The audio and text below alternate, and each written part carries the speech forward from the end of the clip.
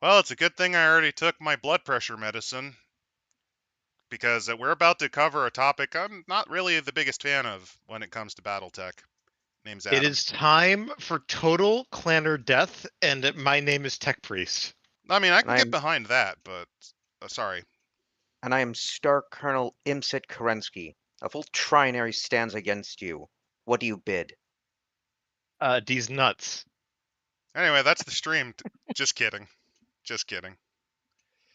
So yeah, we are going to talk about a topic that, well, when you're talking about clans and clanners in general, you're inevitably going to come up to this one.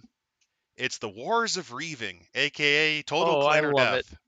I love it so much. It is the epitome of everything that the clans have been set up for the last 300 years, coming back to bite them in the fucking ass, and it is brilliant. It is It, also brilliant because it means we never have to care about the clans ever again as a major force that will be invading the inner sphere. The ones that have already been there, they're not going anywhere for a while, but hey, we don't have to worry about the clan invasion 2.0 storyline happening. Please don't do that, Catalyst. That would suck. they're gonna do it, and you know it. They already had Clan Wolf or whatever, the author The avatars, I Ilclan guess. stuff, the Ilclan stuff's a little bit different. By this point, it's much to say that like the clans have been changed very dramatically by their time in the inner sphere is pretty accurate. Um, the Ilclan era has some of my favorite kind of like little hybrid factions that have popped up. And not one of them, for me, involves Earth. Well, Clan Wolf did take Terra, but now they've got the Wolf Empire somewhere else. That's like, hey guys, you're gonna rescue us, right? Right? As the Free Worlds League is like rubbing their hands together because like all the other clanners have come to the Free Worlds League to their clan protectorate zone, which is right on the border, to be like, yeah, fuck that guy. It Meanwhile, is the only one that I actually don't loathe, besides the footballer ones, are the ones that take massive amounts of drugs.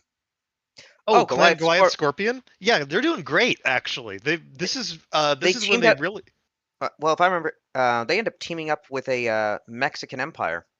Well, we'll get to that. That's actually the Wars of Reaving are a direct cause of the most based and crazy faction in BattleTech right now, which is the Scorpion Empire. Yeah, that's more interesting than whatever the hell they're doing with the wolves. I don't care about that. You want more fun times out towards the near periphery where it's like the fucking Thunderdome that is the former Jade Falcon occupation zone, along with the Goliath Scorpions coming back in like, yo, you have Star League relics, we will fight you for them. Fisticuffs at dawn. I While they're That's guess. doing like fucking tons of drugs. I guess, sure. I mean, I like them more because they're just not up their asses like the other ones are, because Oh they're no, too they're up their busy up. asses in their own unique way, Yeah, but which they're is on doing a lot peyote, of which makes it drugs. fine. They're on peyote, which makes it They fine. also have like the whole questing knight archetype to them. Goliath Scorpion's really fun. That's all. Like, That also helps because it makes them interesting and not annoying. Speaking of which, yeah, here is Total Clanner Death. the book, The Wars of Reaving. Oh my god. We The can skip title the intro cover. fiction. No, the title cover kind of feels like this is a Werewolf the Apocalypse book, but in It's sci-fi. got that vibe, doesn't it? Of like this is like the most over the top fight possible. it looks Warhammerish. It is basically. So right off the top you can see that's a Uh, direwolf and a shadow cat and a bunch of elementals all in like a firefight in front of the blood temple. By The the way, blood those chapel for like elementals still Kerensky. remind me of the At guys from Gundam. It's their large helmets. They've got the large visors and like the missile launcher racks. One of them you can see on the top there. He's riding that shadow cat into battle, which is just fucking rad. I love elementals on the tabletop. They're amazing. Have you ever seen a 200 points worth of elementals like completely body and atlas? I have. It's really funny. Well, the reason I like them, and I think you like them too, is funnily enough, elementals are very close to what Heinlein Starship Troopers are supposed to look They like. basically are. They're Well, no, basically no, no. mini. Here's the thing: do elementals, do they have miniature nuclear bazookas? Because guess what, Heinlein's did. N- no. They don't have mini. They don't have miniature nuclear berserkers, but they blah, blah, launchers. But they theoretically could carry nuclear warheads and chuck them around. I'm not even No kidding. problem. The tech array that the mobile infantry had in that book was insane. And you never really see it except in places like Battletech. They never actually do what they did in the book, especially in the movie. God, they didn't even do that because Verhoeven didn't read the book. He openly admitted he didn't. I mean, fair enough. Like, First movie he's is its still own great. thing. It's its own thing. It's just using the Starship Trooper's name and the basic plotline, which that's fine.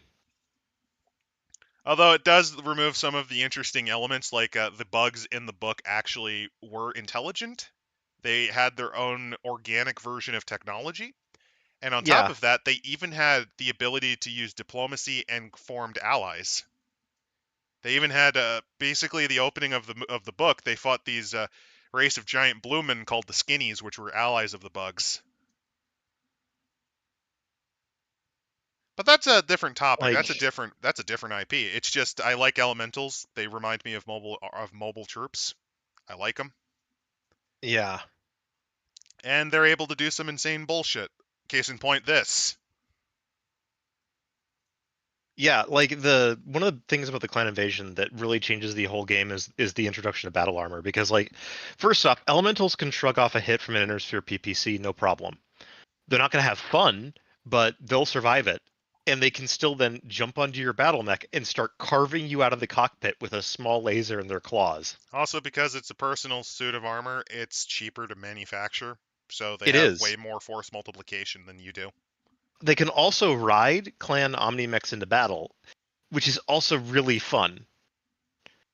Like they can so like you can get a really fast little mech. This The entire job is like I'm going to carry these little guys, good me and my 5 friends into battle, and good then they can just jump onto a much heavier mech as the little mech just scampers off. And the yep that elementals just like Me the, and the the good old squad. fire moth. me and the squad rolling up on an Atlas, No, a little Me and dasher. the squad answering a bad shell with just five of us versus all of their fucking mechs. It's funnily enough, that's actually a thing that can happen in like Trials of Possession is that like that you could just bid an entire star of elementals against like a couple battle mechs, and that would be considered a legitimate bid. And if those elementals are skilled and clever enough, they can easily win that contest. Especially if it's like it's also of course clan elementals are just basically just big infantry, and the inner sphere does their own battle armor later on, which is basically like so the clanners needed to genetically engineer like 8 foot tall dudes to wear this shit effectively. The inner sphere just grabbed some random like 7 foot guys that they had lying around. Like, oh, you play basketball? You're a professional football linebacker?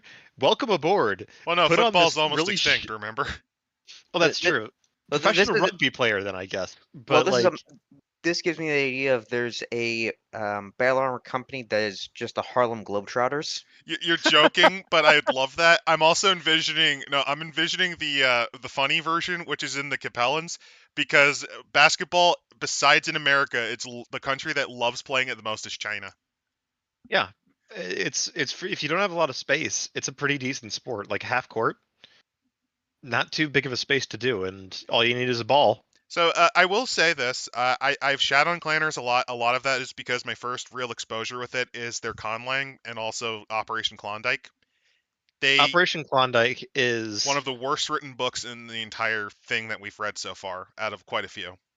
yeah. Clanners are a rather unique culture in sci-fi. I will give them that.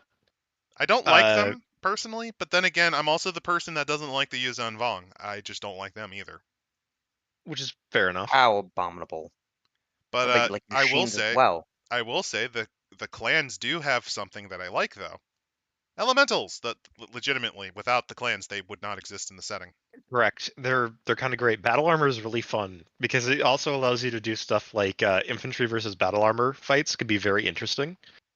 Because while the infantry have the numbers and to some degree sometimes even the range over the battle armor can take more hits. So basically it's Space Marines versus Imperial Guard. Kind of, yeah. You can have some fun scenarios of like infantry squads versus elementals. Oh, you know what? Interesting idea then. They're boarding a giant jump ship Yeah, and just easily. murdering the shit out of the crew. There are elemental suits specifically designed for 0G. You're saying that? I'm envisioning. Okay, you know the movie Predator? Just like that's your infantry guys. Then just have one elemental hunt them One elemental hunt them. because That's this was a bet. The clan made a bet that one guy could wipe out their version of SEAL Team 6 on this planet. unironically, that could be a trial that is happening in the clan invasion if you want to do like a fun role-playing session. I think that would be really fun. Because you might think, well, that's kind of unfair, but it's like they're like, yeah, you can carry all the anti-armor weapons you can carry. Good luck. Imagine being the poor fucker with like the Battletech equivalent of the Carl Gustav, having to like flash reload that like a helldiver as the elemental's running at you at like 56 kilometers No, an hour. not running. Leaping using its jump packs from the tall redwood-style trees on the planet you're fighting on. They'd leap from Yeah. like 200 feet down at you. Yeah, like again, fun. So, onto the book. Onto the actual contents of the book, we do have to do a little bit of description. Yeah, because there's a lot of context which leads to the self-destruction of the clan structure. Yes.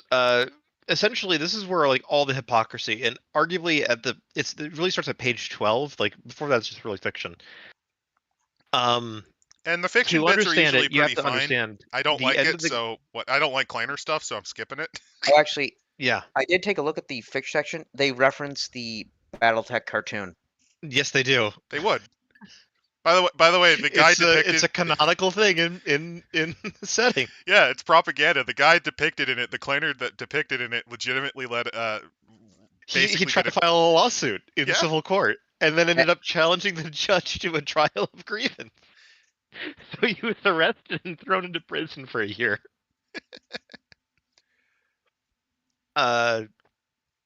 Yeah, it's kind of really funny like that.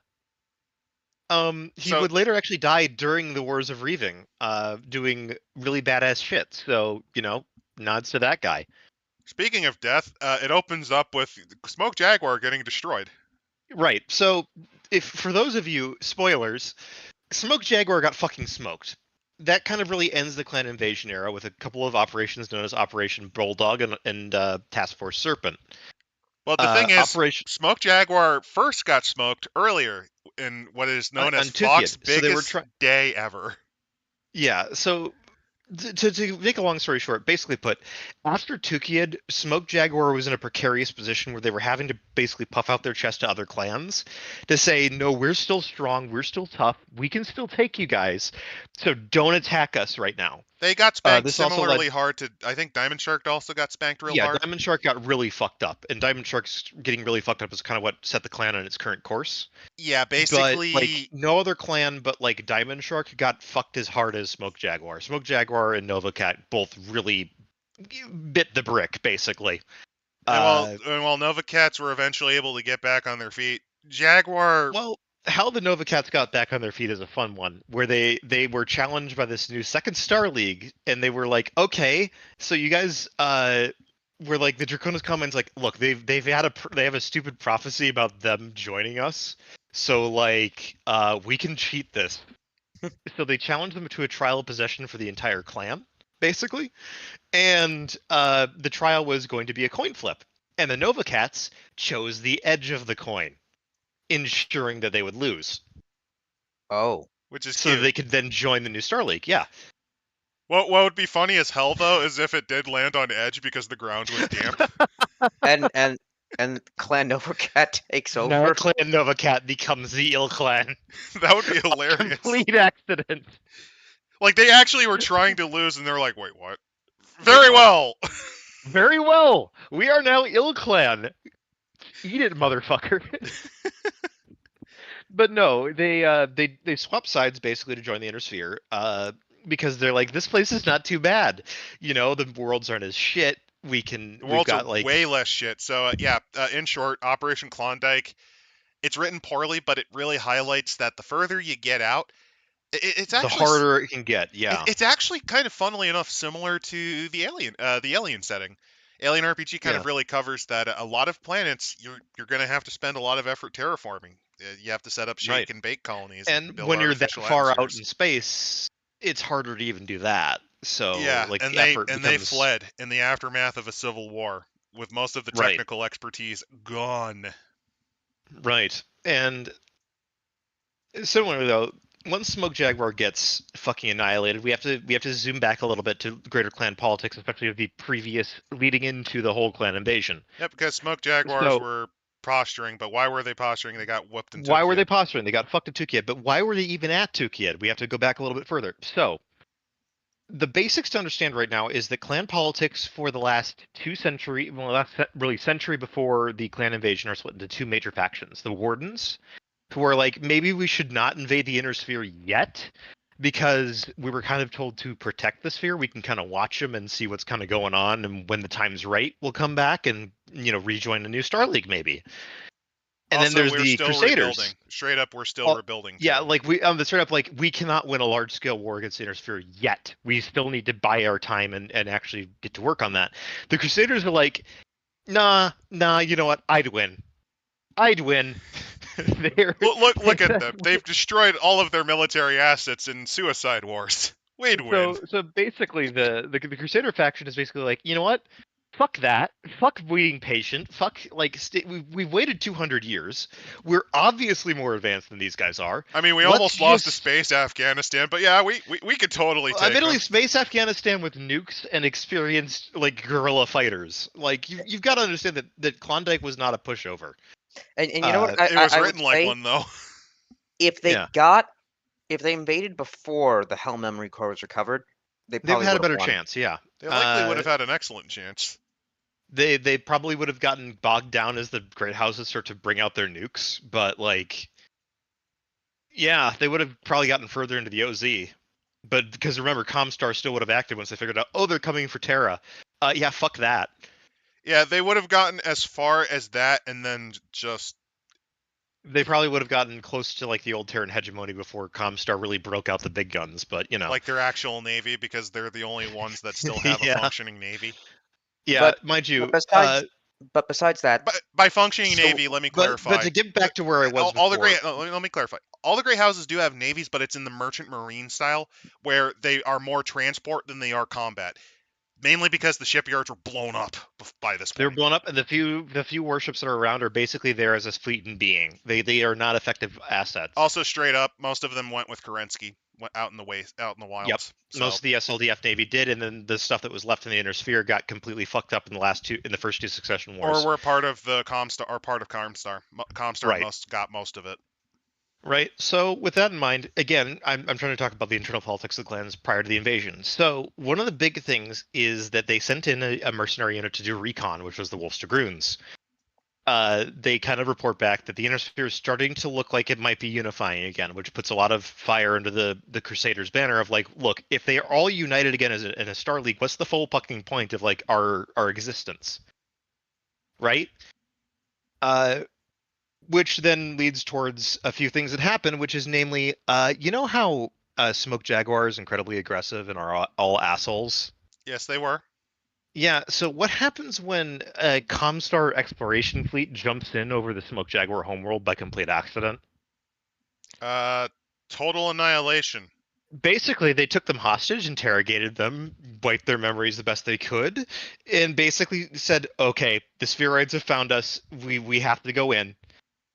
We like, they're basically using the data about like the potential reunification to like force the hand of everybody else to say we have to invade.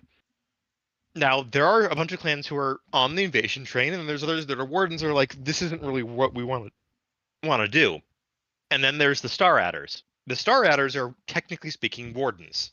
They're kind of like, we're doing our own thing out here in the Kerensky cluster. Whatever the fuck is going on there, we can get involved later. But for right now, like, why?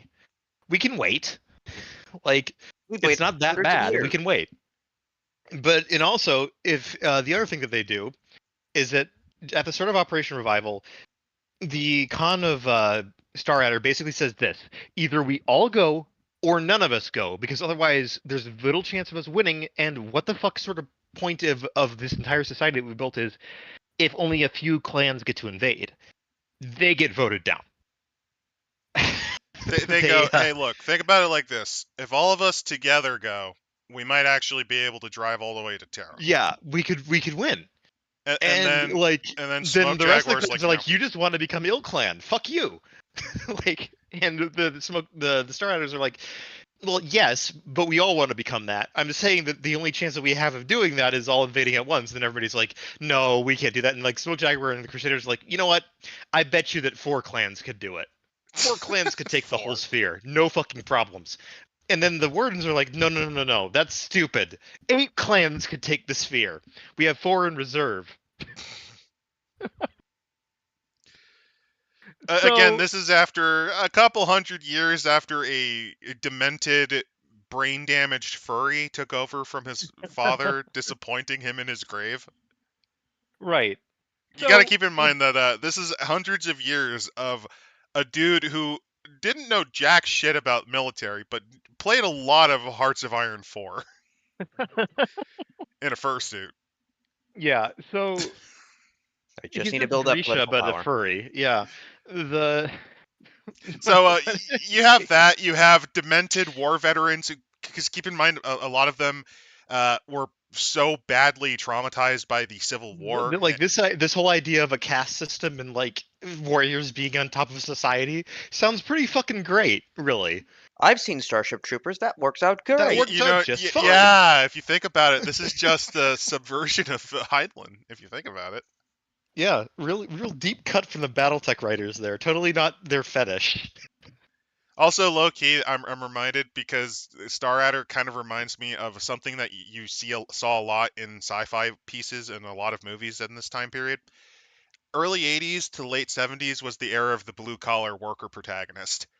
And Unironically, Star Adder is one of the few clans that gives a shit about their civilian cast. They give them a representative which is on the clan similar council. to the antagonist or the disliked member in most of these movies being the equivalent of a warrant officer or HR. Yeah, it's also like a very respected position to be this part of the clan council, the civilian. Like they listen to them. They're directly an advisor to the Khan themselves. No, They get I'm a fair, vote but at this clan is council meetings. this as is a very tiebreaker. 70s and 80s, like Yeah, late 70s, it's early pretty. 80s. It's pretty interesting when you consider that other clans like Smoke Jaguar are like civilians. Fuck them. I'm just envisioning ride. I'm just envisioning Smoke Jaguar. You have them like this mentally unstable genetic specimen of humanity pointing to the chart, and it's the underpants gnome. Step 1, invade sphere. Step 2. Step 2. Step 3, profit. Step 3, take Terra. and then you have Star Adders going, well, what about the civilians? And then it turns into the Stone Toss meme. Civilians? Civilians? Yeah. Wait. How will this actually help us restore the Star League? The Star League? The Star League.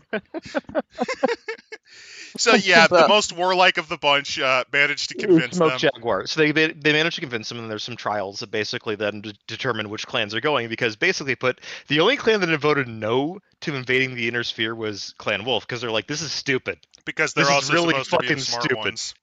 Yeah, like Star Adder's completely right.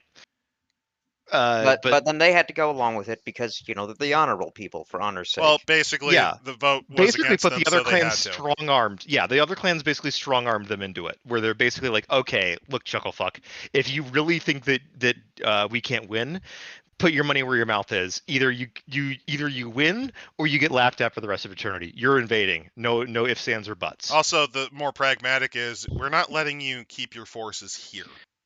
Yeah, that's the other part of it, which also leads to a lot of the other stuff with the invading clans, which we'll get to in a second. So, Tukey, it happens. There's then a thing that happens. Well, no, what happens is ass whooping, and then a victory, but they actually lost more men than they expected because by this point they were starting to learn, and also just insane suicide actions on, I believe it was the Draconis that did this. Oh yeah, the Battle of Luthien is basically like, how many men can we throw into the meat grinder? Yes, we can. And that's the kind of the first time they got blunted at all.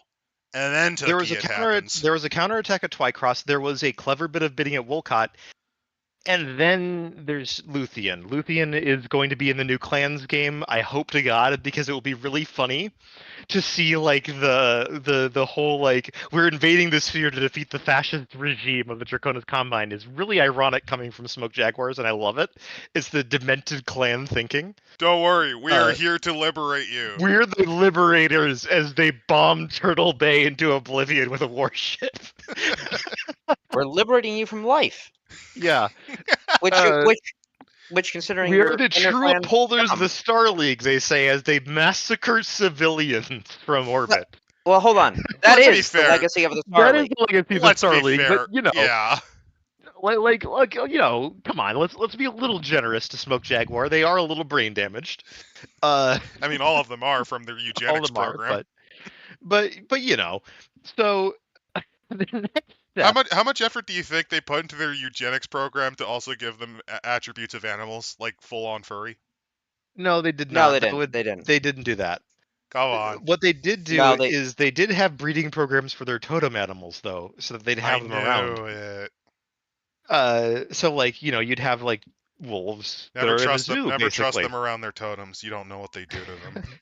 Star Adder, Star Adder never really did that as much, but they did have younger pilots that would sometimes like find a Star Adder and like take it as a pet and like I carry mean, it around with straight them. up, if I ran into a snake from space, I'd keep it. Yeah, Let's be like, fair. you know, I would. let's be fair. That is kind of neat. But anyway, the next thing that happens that's important is the refusal war. Basically put, everybody's pissed at Clan Wolf's the Ilkhan from Clan Wolf, which is Ulrich Kerensky, because Ulrich is the one that first off agreed to Tukiad, knowing that like, look, I really don't want to continue this. It's fucking stupid. Let's just make it a big single battle and Look, see they're who already wins. realizing our tactics. They're already finding ways to counter us. Sure, all or nothing. And he basically tells the rest of the clans, like, look, if you want to win, we have to work together. And you have to understand that the rivalry is here because all these planets are free for the taking that are not shit. Holy fuck! For clanners, this is like heaven on earth. This Wait, sphere, you like the mean your shittiest planet- backwater planet. Wait, your planet, which is not filled with sulfuric acid and is only half of the atmosphere of Earth, and it gets to negative, and it doesn't go to negative 200 degrees in winter because of its eccentric orbit? You This is mean the place it we is can on live? average only We negative own- we 20? We own this planet now by Kerensky. This is awesome. Like that's how And- bad the cluster is. Like we're talking marginal life. Yeah, Air a moons lot of it is around just gas marginal. giants The around a ones red that aren't dwarf are with like high are radiation. really rare. So they kind of fuck off. So Which- basically, the refusal war is like this. Clan Jade Falcon specifically basically accuses the Ilkhan of, by agreeing to this, of committing effectively genocide on the clans. Because 15 years of peace means that an entire generation of Trueborn are not going to get to do what they were born to do, which is fight the Inner Sphere.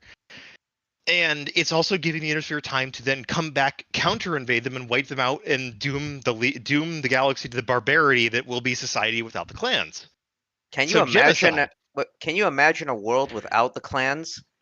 Da da Everything da happy. da Yeah. da da. Can you imagine a world without Capellans? That's the actual one. I mean, honestly, God, yeah. I guess the clans Yeah. are slightly better than the Capellans. They are slightly better than Capellans. Barely. This is not an easy decision, but they are slightly better. I They're had to a spend a little good less 10 likely seconds. to war crime you. A little less likely. I had to spend So- 10 seconds of deep thought. So the refusal war is basically this big fight between specifically clans of Jade Falcon and the Ilkhan. Like, Well, the here's the Ilkhan thing, clan the Jade basically Falcon approach. declares- Well, I mean, Jade Falcon's logic actually does make a good amount of sense because it's not the fighting thing. Because let's be fair, the Wardens were in power for like 150 fucking years. Shut up. Mhm. But them It's- getting it's time to that rearm, they- that is a concern. Yeah. That is a concern, and not only that, it's a political move from the cons of Clan Jade Falcon, where they're like, Wolf is the main bastion of the Warden movement. If we kill off Ulrich Kerensky, it basically discredits the politics of Clan Wolf for the next entire like 3 or 4 generations. It's worth the risk, and it will come down to a trial of refusal, which they have a decent chance of winning. Then Ulrich pulls the big funny because he gets to bid what forces he wants, right? So he just bids the entirety of Clan Wolf. He just Oh, says, "Yeah, fuck you. Yeah, We're all in on this motherfucker." because they thought, oh, they're going to actually try to do it the old way. But because of dealing with the inner sphere, Ulrich goes, nah, nah. Nah. Like I'm not playing, motherfucker. Basically, like we're in a new era, and I did the right decision here by agreeing to that trial in the first place, and I will sacrifice the clan of the founder to prove this shit. I'm willing to completely go away into the mists Yeah, just because fuck you. just because fuck you. Now, this splits up Clan Wolf because of some convoluted clanner bullshit, where there's now two Clan Wolves. There's Clan Wolf and Clan Wolf in Exile. Clan Wolf in Exile flees to the Inner Sphere and basically settles down around where the mercenary unit, the Kellhounds, are because their Khan is a former member of them. It's a long story. But there's also a group of wolves that are back in their occupation zone after shortly merging with Clan Jade Falcon into Clan Jade Wolf. It's stupid. And then winning another trial to split off and basically telling Clan Jade Falcon to go fuck themselves because, you know what? We are the group of wolves that wants to continue invading the Inner Sphere. Fuck you for making us fight you. Uh, and therefore there are now two Clan Wolves. And there will be until basically the Ill Clan era. One of which is basically like, yeah, fuck all this clan nonsense. We are part of the Inner Sphere. We're keeping with clan traditions, but yeah, fuck you guys.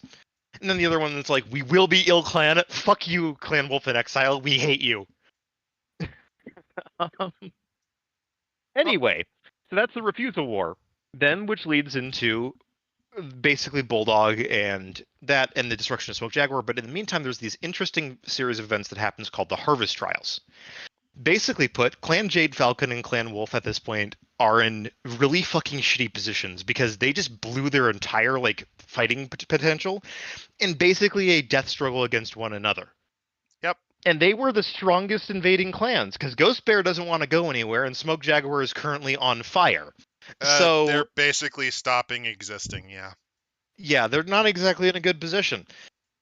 So what happens? What's the best way to refill their numbers quickly so that they can tell the clans in the homeworlds and in the Inner Sphere to fuck off? We're still the big cheeses. Trials of possession for warriors.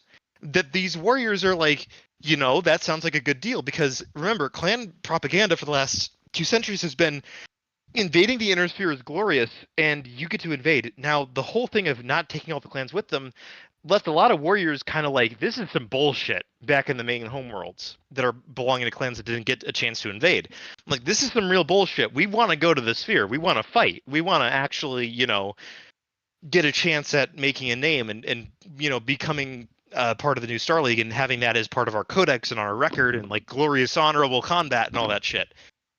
So the cons of Wolf and Falcon basically make an agreement of like, okay, so we're gonna find all the schmuck clans who got to stay home, and we're gonna trial a bunch of their warriors for trials of possession, where if they lose, obviously they become part of our clan, and then become warriors really quickly because they fought well. So they were able to refill a bunch of their military strength by basically going home and saying, "Hey, chuckle fucks, want to you square up or you don't go home."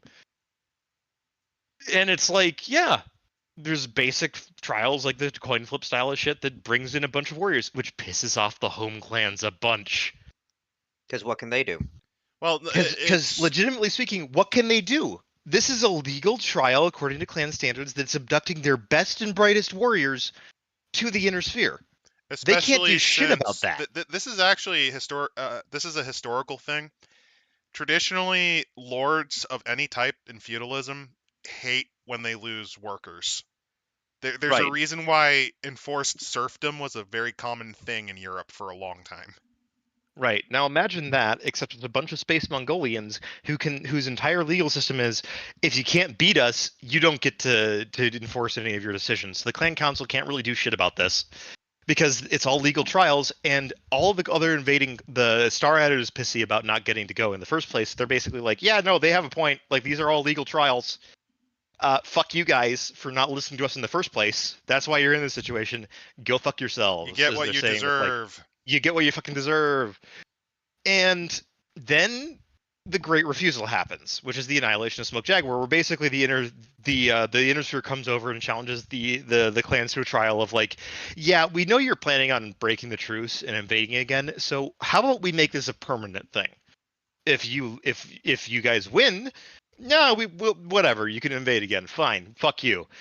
But if you lose, no more invasion of the sphere. You got to stay put where you are. Like the clans that are already invading, yeah, no problem. They can stick around. The ones that aren't, they can fuck off Wait, we get to fight? permanently. Let's do it. And yeah, basically, there's this big trial, which is known as the Great Refusal, because that's what it is. It's a refusal of their refusal of Tukiyid. And the Wait, Innister wins. Because I'm assuming this because they have fought the clans, they know their tactics, they most likely now have some of their equipment, while the homeworld clans have Never Green fought wa- spheroids before. Also, on top of that, have green remember, warriors. their best and brightest already got absorbed elsewhere. Yep. So you can kind of see where this sort of leads to a lot of resentment, because not only that, there is an invading clan that has been kicked out of the Inner Sphere at this point. That's Clan Steel Viper. Clan Steel Viper got absolutely punked by Clan Jade Falcon. The two have hated each other for generations. Like, it's a very long-running rivalry. And Clan Steel Viper, while basically Clan Jade Falcon was licking its wounds from Tukiyid, were invading a bunch of their shit. And after the Refusal War, also invading a bunch of their shit and taking advantage of this. They then got punked in what's best known as the Hegro War, because the entire Keshik, the clan of Steel Viper, basically got surrounded in a ditch and basically got told, like, you can either withdraw all your forces or you will be destroyed. And so he took the option, the honorable option, mind you, of what's called Hegro, which is the clan equivalent of, like, you fought well enough that we're just going to let you retreat. Like, we're not going to wipe you out. We're going to let you pull back, because destroying you would lose us resources we don't want to lose. Because clanners are like that. They don't like to waste resources in pointless battles if they can avoid it. So, imagine being told that as the con, though, that, like, wiping you out is literally just a waste of resources. That's gonna smart. And oh boy, does it smart. This then leads into the next stage of this, which is what's happening in the Inner Sphere during this time. There's the FedCom Civil War. The Truce of Tukiyid, technically speaking, has expired, so there's a lot of resentment of, like, you know, we should just fucking invade anyway. We should refute the Great Refusal and invade anyway. Oh, And that's where we kind of pick up here. And don't forget, there's this little cult, or this little group of people from Comstar that are starting to preach the word of like. Yes, and also the Steel Vipers have had the worst time. Like, they're the ones that went into the Devil's Baths, which changed, like, their entire clan's outlook on the Sphere and other clans and all this shit. They are also, by many people inside of clan space, blamed for Tukiyid. Why? If Steel Viper had pressed forward and been willing to sacrifice everything they bid, they could have gotten a draw at Tukiyid. And if they got a draw, well, the trial is arguably a draw, and they could continue the invasion. Steel Viper, rather than for the good of the clan sacrifice themselves, pulled back. That's a really easy accusation to make when you weren't the ones in the devil's bath. Exactly, but that's the thing, isn't it? They're talking about that's the political situation that Steel Viper is facing. A lot of their enemies are making those accusations, and it's hard to refute that, especially when you just got kicked out of the Inner Sphere.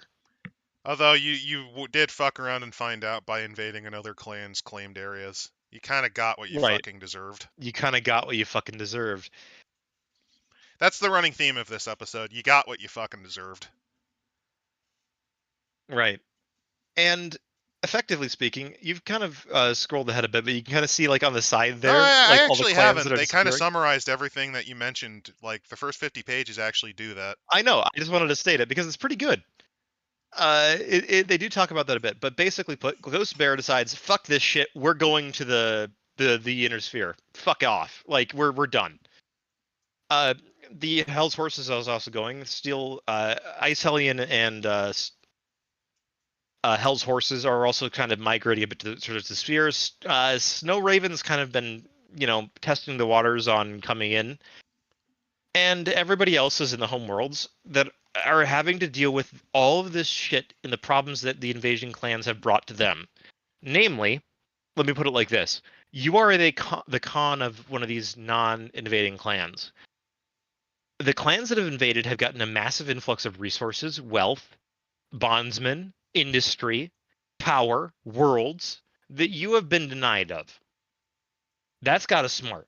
Then they start taking your warriors in basically sham trials away from you to go fight in the sphere, making you even weaker compared to them. Also, don't forget that you weren't selected for the invasion because of a sham trial, because only the 8 most powerful were able to get in on it, even if several of Right. them didn't want to do it. Yeah. So there's that too.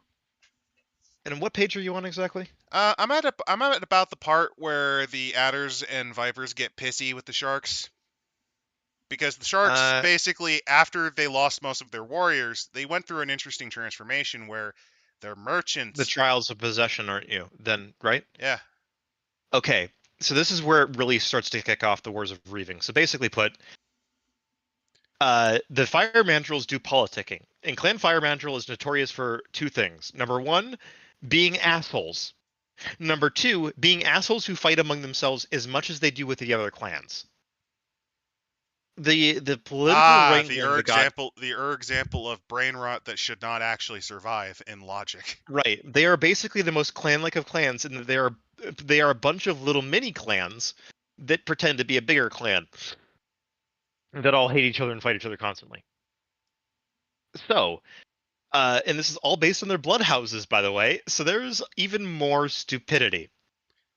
Bloodhouses being the clone vats, yeah. Basically put, the bloodhouses. You know when they were talking about those warriors that were selected for Klondike? Yeah. Bloodhouses are the direct genetic descendants of those houses through the clan breeding, those warriors through the clan breeding programs.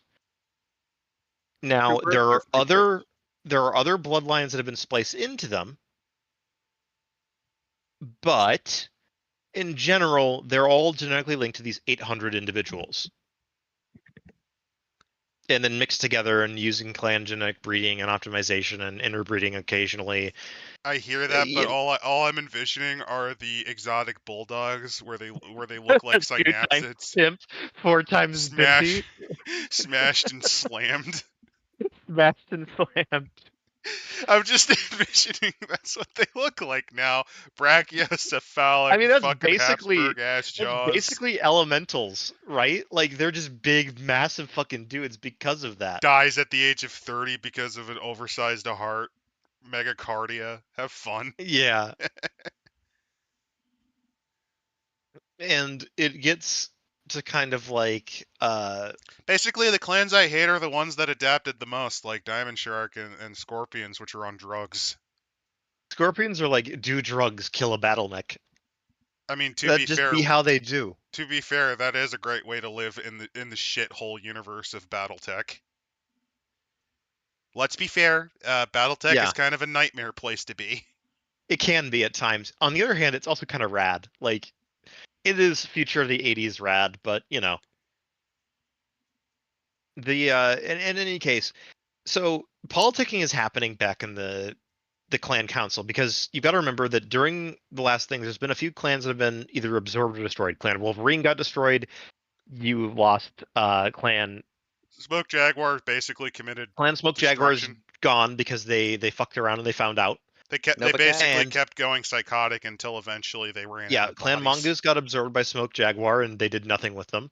And then Clan Widowmaker got absorbed by Clan Wolf. So you're already down 3 clans at this point. And it's about to go even worse. Clan Burrock. Well, no, it's about to get even better. Come on, let's be fair. Okay, even better. Like, let's be fair. I mean, technically, there's now another clan that's also Clan Wolf. But whatever, fuck you. We're not counting them. The other clans don't count them either. So, in general, the clans are trying to figure out what to do in political wrangling. Like then the Blakeists happen. This is page 31. Like the Blakeists happen. I'm 20 pages ahead of you, huh? Oh, if we're 20 pages ahead of you, I'll Okay, just no, no, keep no. going World and of read. Blade. It's because what happens. This book, I'm gonna be frank. Bad design. This is a Bad bad. design. This is a horrible designed book because it just spams all of the clans in your eyes, making them bleed. Not because they're annoying. It's because you have to already know them by heart, and on top of that, they're all in little stupid asides. No offense, I like I like the drug scorpions, but why the hell on page 36 do they have an aside that is more than half a fucking page? And then one bit earlier, there's the art of the deal, which is 2/3 of a fucking page. And then there's a third of a fucking page dedicated to another goddamn section. That's bad Yeah. design. This is one of the worst designed books I've actually looked at in Battletech. Yeah, it's No, the no, like design I is don't hate the not lore. I great. hate the design of this book. Do you know I what I've get been you. doing? I I get have you. been listening to what you're saying and kind of just scrolling randomly for the last hour. All right, I know it's complicated. So No, it's basically not put, complicated. It's bad. It's a horribly designed book. no, I mean the lore. It gets kind of complicated. That's why it took an hour to get to this point. No, I'm fine with that. uh, but in general, the clan councils basically go like, you know what? No, we're not refuting. There's more arguments. There's more stuff like that. But in general, the Star Adders are starting to flex their political muscles. They're Oh, making it's because this alliances. is a Jihad era book. It's made by the same dumbasses that made Klondike. Okay, Yeah. that makes sense. That actually makes a lot of sense. It's they have to figure out a way to write out the homeworld clans from anything in the future because fuck dealing with Y- that shit. So, how many times do you think the editor had to pull a Goliath Scorpion and just start taking drugs to survive editing this book? Probably for a while. I kind of love the He needed to do the Goliath Scorpion thing of taking drugs and had to do take hand job drugs and dolphin to relieve himself after each painful shift. right. So they have like a couple of stuff that they talk about where essentially Ghost Bear is preparing to just fuck off entirely out of the clan homeworlds. On top of that, Snow Raven is about to get gangbanged because Snow Raven has made two because the basically put the Cloud Cobras, the Star Adders, and the Steel Vipers have all been talking around each other along with this Diamond Sharks and basically agreeing that, you know what, fuck those guys, I'm sorry fuck those guys. when you listed all of the clans like that in a row. You know what I was envisioning of? Legends of What? the Hidden Temple. The teams, just the teams of kids. I know. I, I I'm, mean, to I'm, be fair, I'm, Legends of the Hidden Temple would be a fantastically popular show in clan space. Oh, I'm not, I could totally see a clan just being called the Silver Monkey, saying this is where we got our totem from, the Shrine of the Silver Monkey, and they even have like the shitty Silver Monkey I know. puzzle. well, no, I'm thinking this is more like a mafia meeting. Listen, we'll take Steel Viper, decapitate the leadership, and deal with what's left. That's kind of what's going on. But Essentially, they the remembered how intrigue worked, and they are doing a lot of intrigue now. basically yes, they are working with The the spheroids stuff contaminated them as the with their homeworlds are kind technology. of like as the homeworlds are kind of getting uppity basically like there's a lot of tension because Ghostbear's leaving and they're leaving a lot of shit behind them. Also, on top of Who's that, gonna get that? keep in mind from the point of view of the bondsmen and other clans stuck on these fucking shitholes. These guys are literally abandoning them to the fucking wastes. If you think about it, Yeah. think about it Then from that we point of view. get Goliath Scorpion is kind of getting involved. Then also Steel Viper is starting to pull out one of their trump cards. You know how they put a bunch of warships back into storage after Klondike? Oh no. I don't remember that at all because the only thing I remember about Klondike is the smell of blood and screaming. Right. But So I wouldn't be surprised if they had some leftover ships. Most of them they did did. go They with put them in Kerensky. caches. Well, Clan Steel Viper Oh no, got the one. idiot ball. They've got their hands on it. No, don't push that button on it. Well, they didn't just get one, they built one. They built their own idiot ball. Hell yeah. They built their own gigantic warship, the CSV Paragard Zalman, after one of their founders. It is a warship based on the Ghost Bear design that was built by Ghost Bear. It's based on them, but it's instead of being the massive transport ship that's going to bring all their shit to the sphere, they said, "Fuck that! We're putting weapons on it. We don't have anything in the sphere to go to, and we think you're all fucking tainted. The sphere is awful. We should not go. You should not go there and live there. If you do, you're abandoning us." So they took a troop transport ship. That's the And design. retrofit it to So be wait, an wait. actual fucking warship. So they pulled an acolyte. Kinda. If you're not going, then I'm not gonna let you. Blows up So their Kinda. so here's the Navy. thing, right? This is not is our ships in BattleTech similar to the ones in the Alien setting? Because in a lot of cases, the reasons you can do a lot of modifications to ships is because they're designed to be modular, and you can They customize them can because be, of but that. this is a purpose-built warship. Like they took No, no, the this base is a design. purpose-built troop transport ship that they then converted into a warship. They basically took This the is a base design. jumbo-sized armed merchant raider.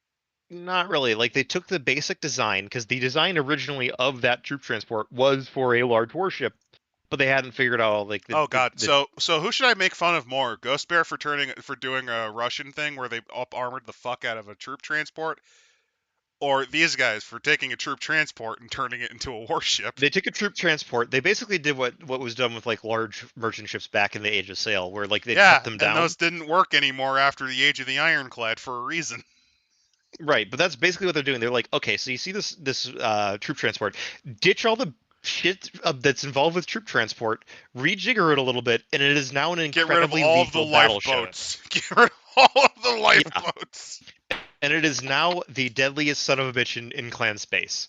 It I is the mean, largest warship ever made by the clans. It is this massive fucking tool please that they are tell me. about to use. Oh, please tell me it's like the ship of the line Vasa, which literally fucking capsized before it was finished. No, sadly, no. For this, especially for the Snow No. Ravens, because the Snow Ravens are like the naval clan.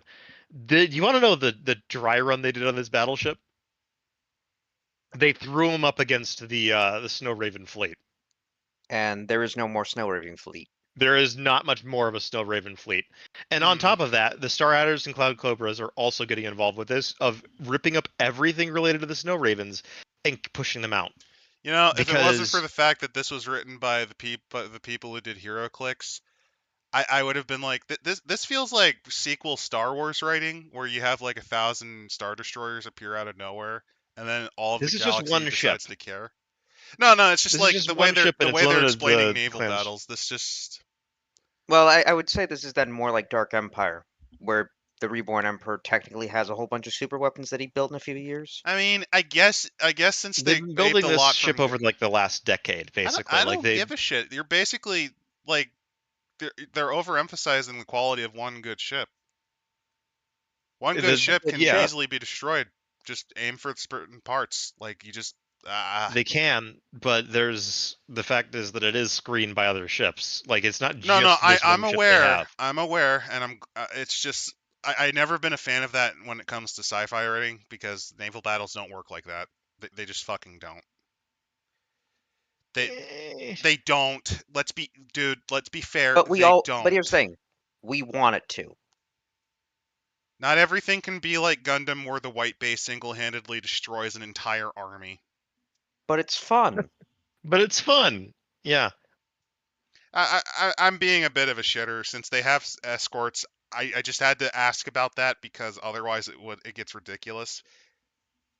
Because let's be fair, you could just shoot the fucking impulse drives and just kill it in the air and just kind of zone around it. Starve it out at that point. Yeah. In Sorry, any sorry. case, It's just that's kind of one of the things I have about naval combat. I know when dealing with I'm trying to get this. So effectively speaking, once they got their hands on it, once they got all this stuff going, they were able to start to leverage their stuff. And by about 3069, Snow Raven's fucked. Because Snow Raven was doing stuff in the sphere that got back to them, which was stuff like orbital bombardment of civilian populations. They had a good reason for it, but that was not something that was supposed to be clan-like, which then means that, yeah, hey, Snow Raven, you need to fuck off. You're no longer welcome here. You're no longer clan-like. Yeah, Ice Hellion is also doing something incredibly stupid, as Ice Hellion does, which is trying to pick on this trio of clans that is now starting to work together a lot more, which is the Star Adders, Cloud Cobras, and all that. Now, in the meantime, Clan Burrock has been absorbed by Clan Star Adder because fuck them. Also, I want to stop on page 46 because I fucking love this. Can do. Oh wait, no, that's not quite yet. Declaration of Honor. Yeah, basically these basically put, Steel Viper and Jade Falcon have been having a lot of throwdowns. The Vipers are basically like really pissy about being kicked out of the sphere, so they're trying to take anything they can out of the Steel Vipers holding the Jade Falcons holdings in the clan homeworlds.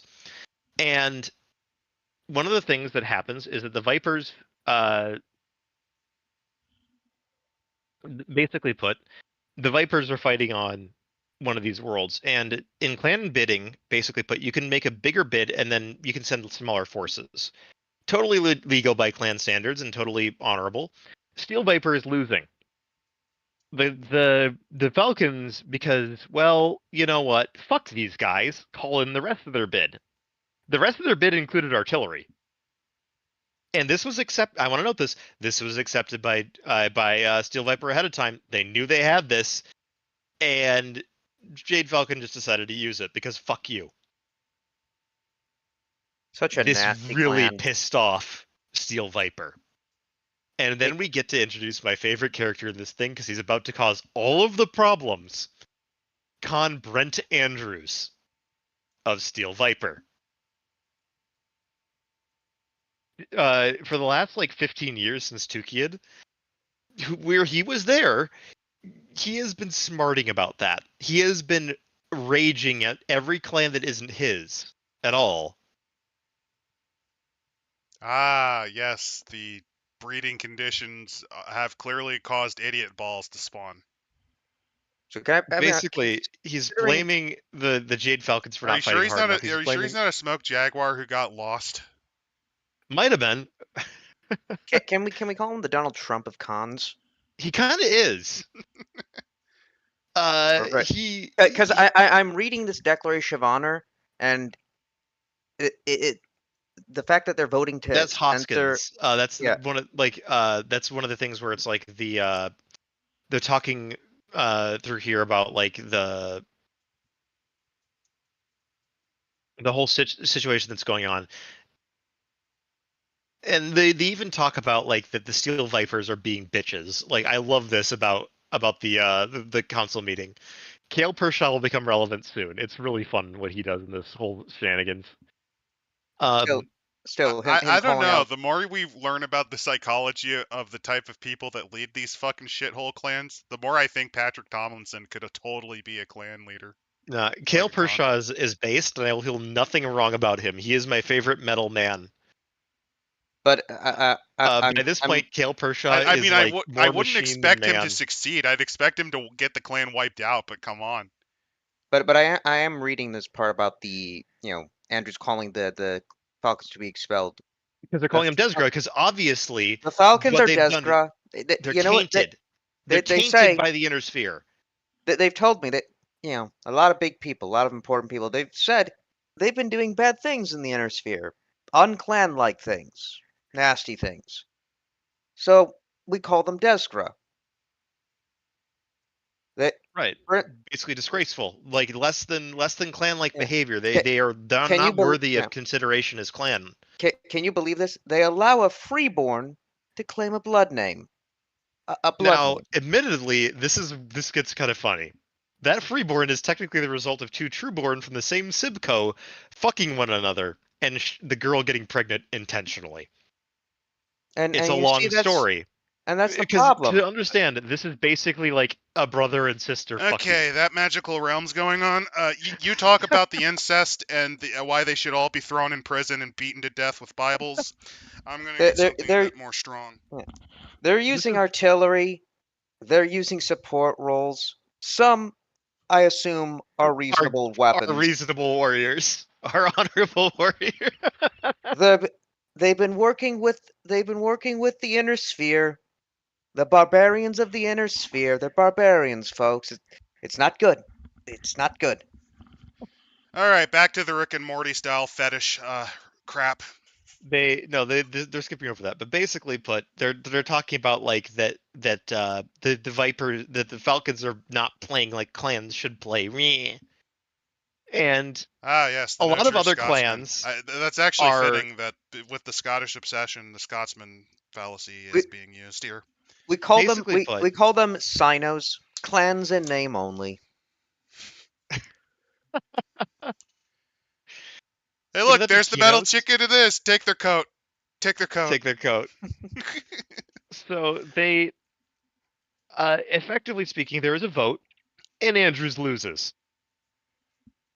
Yeah, no, Sir Spooky. They That's also still the creepy. Con No. of the Con of Clan Wolf basically goes. He supports the Viper's measure, but also says that first for another thing is that oh right, you guys are in the sphere too, you fucking babies. You are also just as Desgra, and you also should get the fuck out of here. I I love really am him. thinking that I Tom Fake love Wilson him. He's news. could such be a cunt. totally. Fake news from Comstar. The But lying yes, Comstar media. but basically put, the Steel Vipers. There's a lot of fighting. There's a lot of stuff. The Steel Vipers measure does not win, and the Viper cons basically go like, all right, fuck you, and they decide that it's time for all-out war against Clan Steel, Jade Falcon, and the Sphere. Where I want to note, most of their forces aren't at this point. The Falcons, by the end of by the start of the next year, the Jade Falcons have been fucked completely. Every major enclave, like the entirety of the Viper forces, are devoted just into clan homeworlds in order to fuck them. That's it. Jade Falcon doesn't really stand a chance. They evacuate what they can and they fuck off out of the homeworlds as best they can. It gets they're also taking like 0 prisoners. Like that's something unusual for clans. Taking Completely bondsmen is a desperate. long yeah. Taking bondsmen of warriors that have proven themselves, like that have fought at all or fought honorably, is a big part of clan culture. Because not only can they be then later exchanged back to their home clan for resources, but if you really think that they're good and well intended and well trained, you can make them part of your own forces. There's entire rituals around that. There's also straight up the problem that you're on the home worlds, places where you don't have a lot of anything. Right. So So a you well trained choosing and to well do this, yeah, it's wasting resources, isn't it? Because these are warriors that could serve your clan. also by doing this, you straight up admit that now is the time to just, I don't know, if you're willing to kill everyone on a planet, what's to stop them from just nuclear Right. bombarding a planet until it's nothing? Right. This is where the Because we are escalation not starts coming. Desgra. We are not Desgra. Now, the next thing that happens is that the Ravens get called up for their bullshit that they did back in the Though, Innersphere. though, They had wait, justification, wait, but Tech. Before that, I want to bring up. Sir Spooky did say that Sibcos are not necessarily genetically They siblings, but often raised are, as though, so siblings. no, no, they're from no, the same. It no, depends on the clan. Like no, Clan Jade Falcon in no. specific, usually six Incest. two. No, Usually six no, two. There is one father and one mother, no. and the gene father and gene mother. The Sibco consists entirely of the offspring of that mating. Now, Get that half genetically bird speaking, they fetish can be out of there. incredibly diverse, but they're still technically speaking all brothers and They're sisters. raised as that, so no, no. I just want Get your them. fetish out of here, nah. I want I want face profiles of They are in fact entire blood star. related. They are in fact blood related siblings. What's that new anime with the one girl who's like they're ruining and they're not really blood related? That's not. But no, I Hey. want a Sibco that's just entirely Habsburg jaws. There probably is one, and they probably got reeved. We'll get to that in a second. So, as Ironhold and like all the other major Falcon holdings are burning, Clan Snowraven, who are on the back foot and weaker and not exactly looking too good because of what they did in the Sphere, well, Cloud Cobra and Star Adder don't like them. I'm gonna Steel be honest, Viper I is don't now even their political remember what the ally. Ravens did. They bombed a planet. Oh, Like, they okay. just flat out orbitally bombed a planet, basically to nothing. Now, it was to contain a massive outbreak of a genetically engineered virus by the word of Blake, but that still doesn't look good.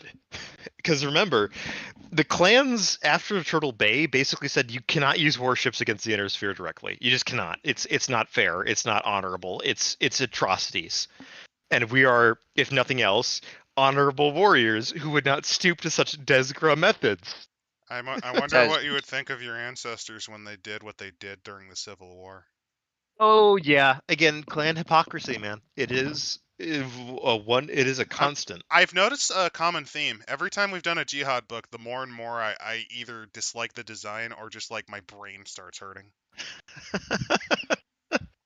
It's kind of we're both gonna get because at this point, like the names are just blurring together. So we got Clan Fried Lobster murdering, I don't know, Clan Meth Chicken. Okay, let's go. we're gonna get going. So basically, Clan Meth Chicken, which is Jade Falcon, 100%, is now kicked out of the sphere. Like no, like Jade Falcon are incredibly aggressive assholes. Like You they mean- are Meth Chicken. You mean kicked out of the homeworlds? Yeah, they did get kicked out of the homeworlds back to the Inner Sphere. Basically, So what would be which- Clan Rage Pig? Clan Rage Pig is probably at this point Clan Steel Viper. They are just reeing at everything because I'm just they couldn't envisioning keep a hold of their anything. con basically on a mixture of goofballs and oxy. Just like I mean, slumped on the You're Fuck not- you, Jade Falcon. You can suck. You can suck my PPC, bitch. so while I'm sorry. while this is all going on, let's try to get back to the. I'm sorry. the It's just story- there's like I've listened and there's like 24 clans and I don't remember I know, half and of there's them. a reason why they did this is to make so that there isn't 24 clans anymore. So the Ravens are basically put up for like. I thought basically Jade the Steel- Falcon was NyQuil Cockatoo. That's a good one. Cockatoo. No. They are lean. They are lean. They are lean cassowary. They're like cassowaries on lean. The most, imagine that. No. They are team. They're team bath salt cassowary. All right, I'll go for that. That fits. Like the idea of Clan Jade Falcon are cassowaries on bath salts. I 100% support that. I enjoy Clan Jade Falcon's insanity. So like, yeah. I'm just envisioning them kicking their legs in the air while on their back. If you've ever seen Ratites, they do that sometimes. when Yes, need they to do run. that. It's so. That's kind of what they're like right now. So basically, Steel Viper decides that they're going to go and try to absorb Snow Raven. Now, I want to note this: the Steel Viper has overstepped. Star Adder is like, this is some fucking bullshit. We did not back you on this shit in order for you to just completely abuse the rest of us. So they kind of wait for a little bit. So then they kind of gets pushed over to, okay, fine. Rather than absorption, we're just going to kick them out of the sphere too. And they do that?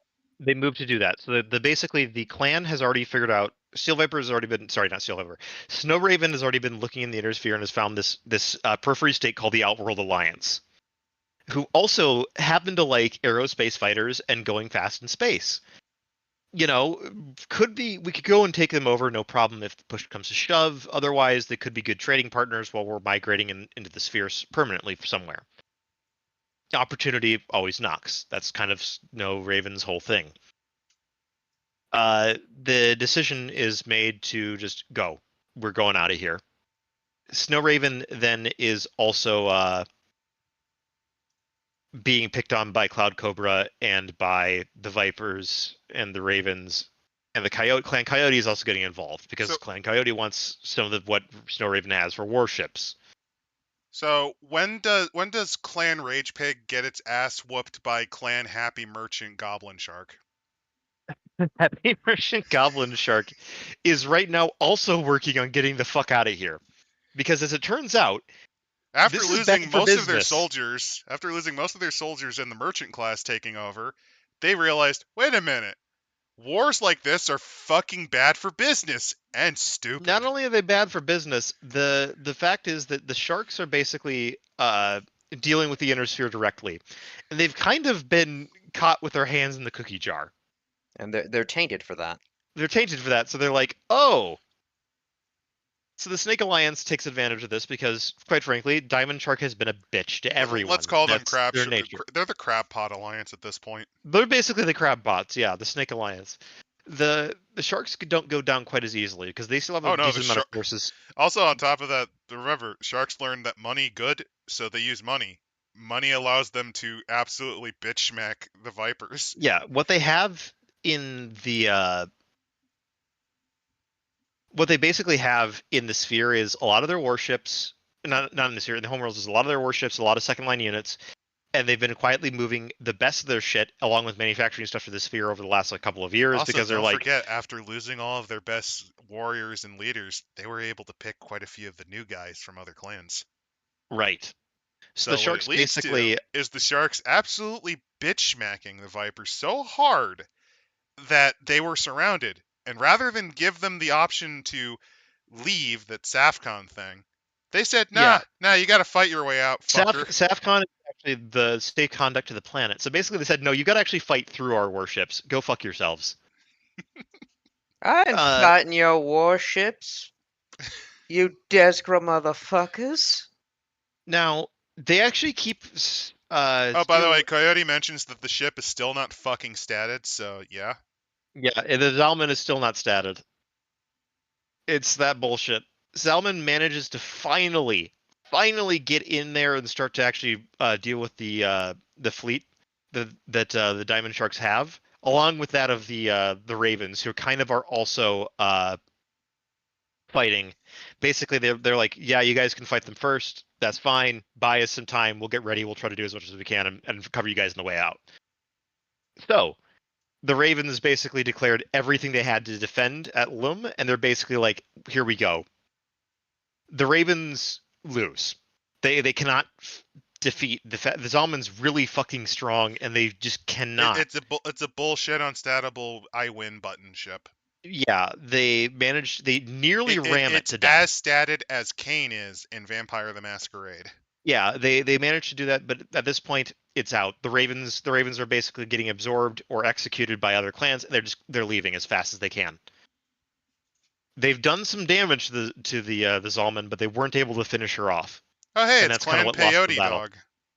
Then yes, Clan Coyote, who are the other clan that is really fucking stupid, are going Peyote kind of Dog. nuts right now. They're trying to take over what they can out of Raven, and also there's Clan Ice Hellion being dicks.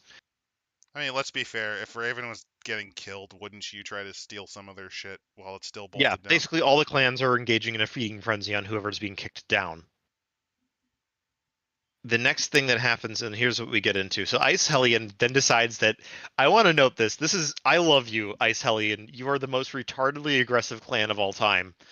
And I emphasize the retarded part of it. Like, especially. So what you're saying is they're about to pull a Leroy Jenkins. They're about to pull what is known as a pro gamer move. That's a bold strategy, Cotton. Let's see how it plays out. They are seeing kind of what's happening, and that there's other clans that are getting kicked around in the sphere, and they're like, you know what we can do? You know what we can do? We can go to the Inner Sphere too, and steal worlds from the clans that have invaded there.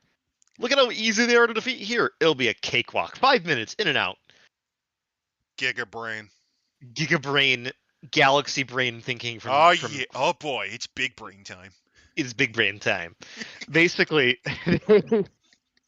They also mentioned that, I love this line. Technically, by clanner law, think about it. Technically, by clanner law, since it's already owned by a clan, even if you're not allowed to go to the sphere, if you take one planet, it doesn't count. It doesn't count if we take worlds that aren't beyond the Tukiad line. Especially since it's owned by clans, thus making it clanner space. It's free. It's clan space. So I love this. So that's actually really smart in an insane way, and I like it. It's a really smartly stupid way, because they also note that like they're saying like they're vaguely optimistic because it would be easy to govern, and I want to quote you here, a bunch of mewling barbarians as they view the Inner Sphere. And I want to know, this is 20 years after the Inner Sphere, the invasion started. Well, They well, of should course. know better.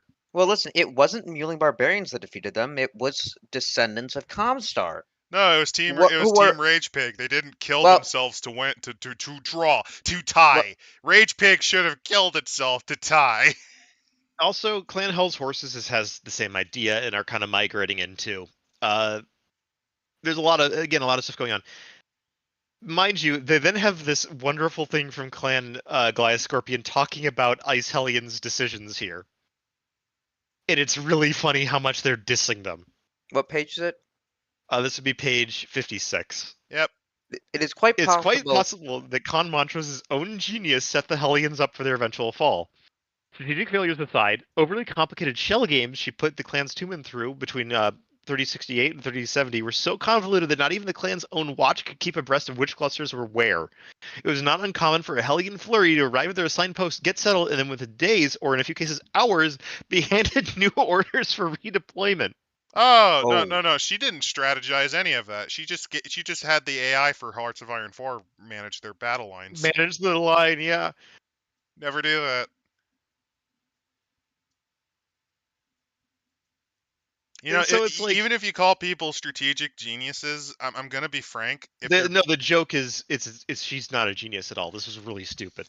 well, the They do problem mention is there this is were Wait, a written wait. couple by of these successful guys. moves This is How the written fuck by did she Jihad become people. Khan then? Because she was good at fighting people. That's generally how you become Khan. See, this is why Nikki's idea was stupid. If you're ruled by the strongest, that don't mean the smartest. But Right. they can kill the smartest. Therefore, they're the Right. smartest. Therefore they're yeah, the best. on a personal thing. Then fuck you, It's AC20. fucking No, then fuck it's you, AC20 pulps you, even if you're in a fucking mech. it's fucking Yeah. orc logic. But the thing is, this works for orcs and Warhammer. It doesn't really work for the clans that well. That's because orcs are stronger than most races, are more durable than most races, to the point where they can get decapitated and sometimes survive that. Yeah. So they Like, have yeah, no, it works for them. They're really tough, and they are Yeah. actually armored and shit, and they reproduce quickly. they're not, these guys. So Yeah, these are the opposites, where they spend years and fuckloads of resources being more. They say efficient. I say more inefficient than just, I don't know, doing the creepy incest thing in a shed in the back of the fucking homeworld. Those are the Space Marines. Like Brother, legitimately. I'm in here. Brother, squad broken. Squad broken. Like, straight up, the effort it takes to run one of these blood temples or whatever, that's a fuckload of resources for debatable. I would say debatable games. Yeah. Now,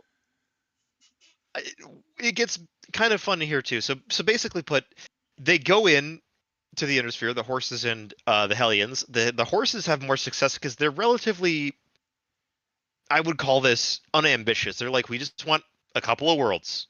They take a They're grand not total ambitious, and they're very simple.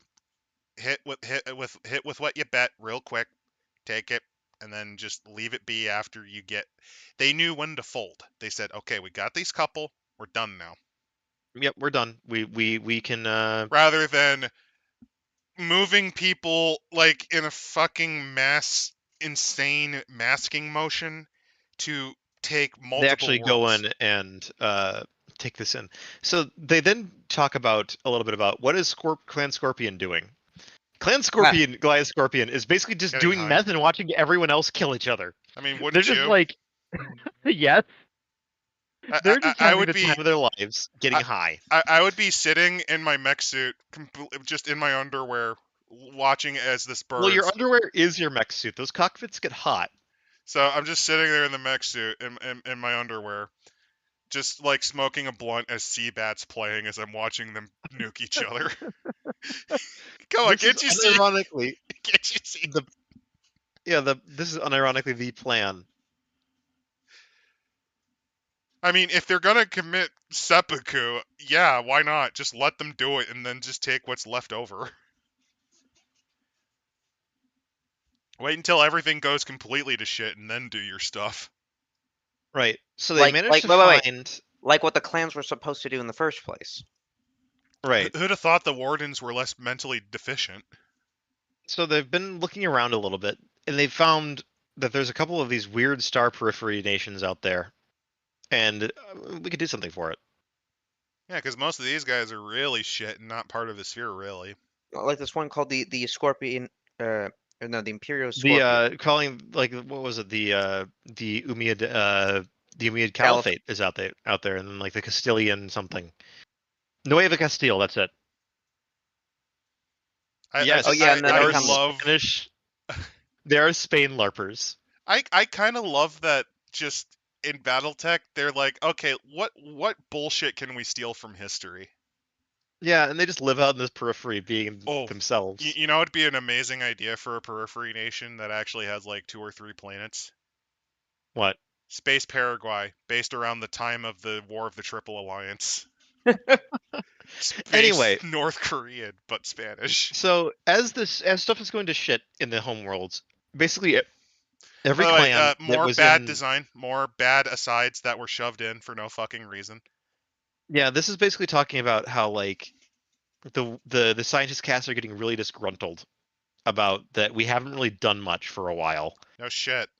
Who'd have thought that your society led by big, strong ape that you genetically grow and clone that? Yeah. Who'd have thought?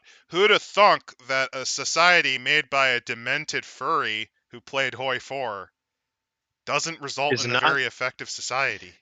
Yeah, so this is also getting to the next step, which is that Clan Wolf is also deciding that we need to move out of the I homeworlds. love how they don't have any art. It's just, hey, look at this fucking thing that we made in Mini. the model.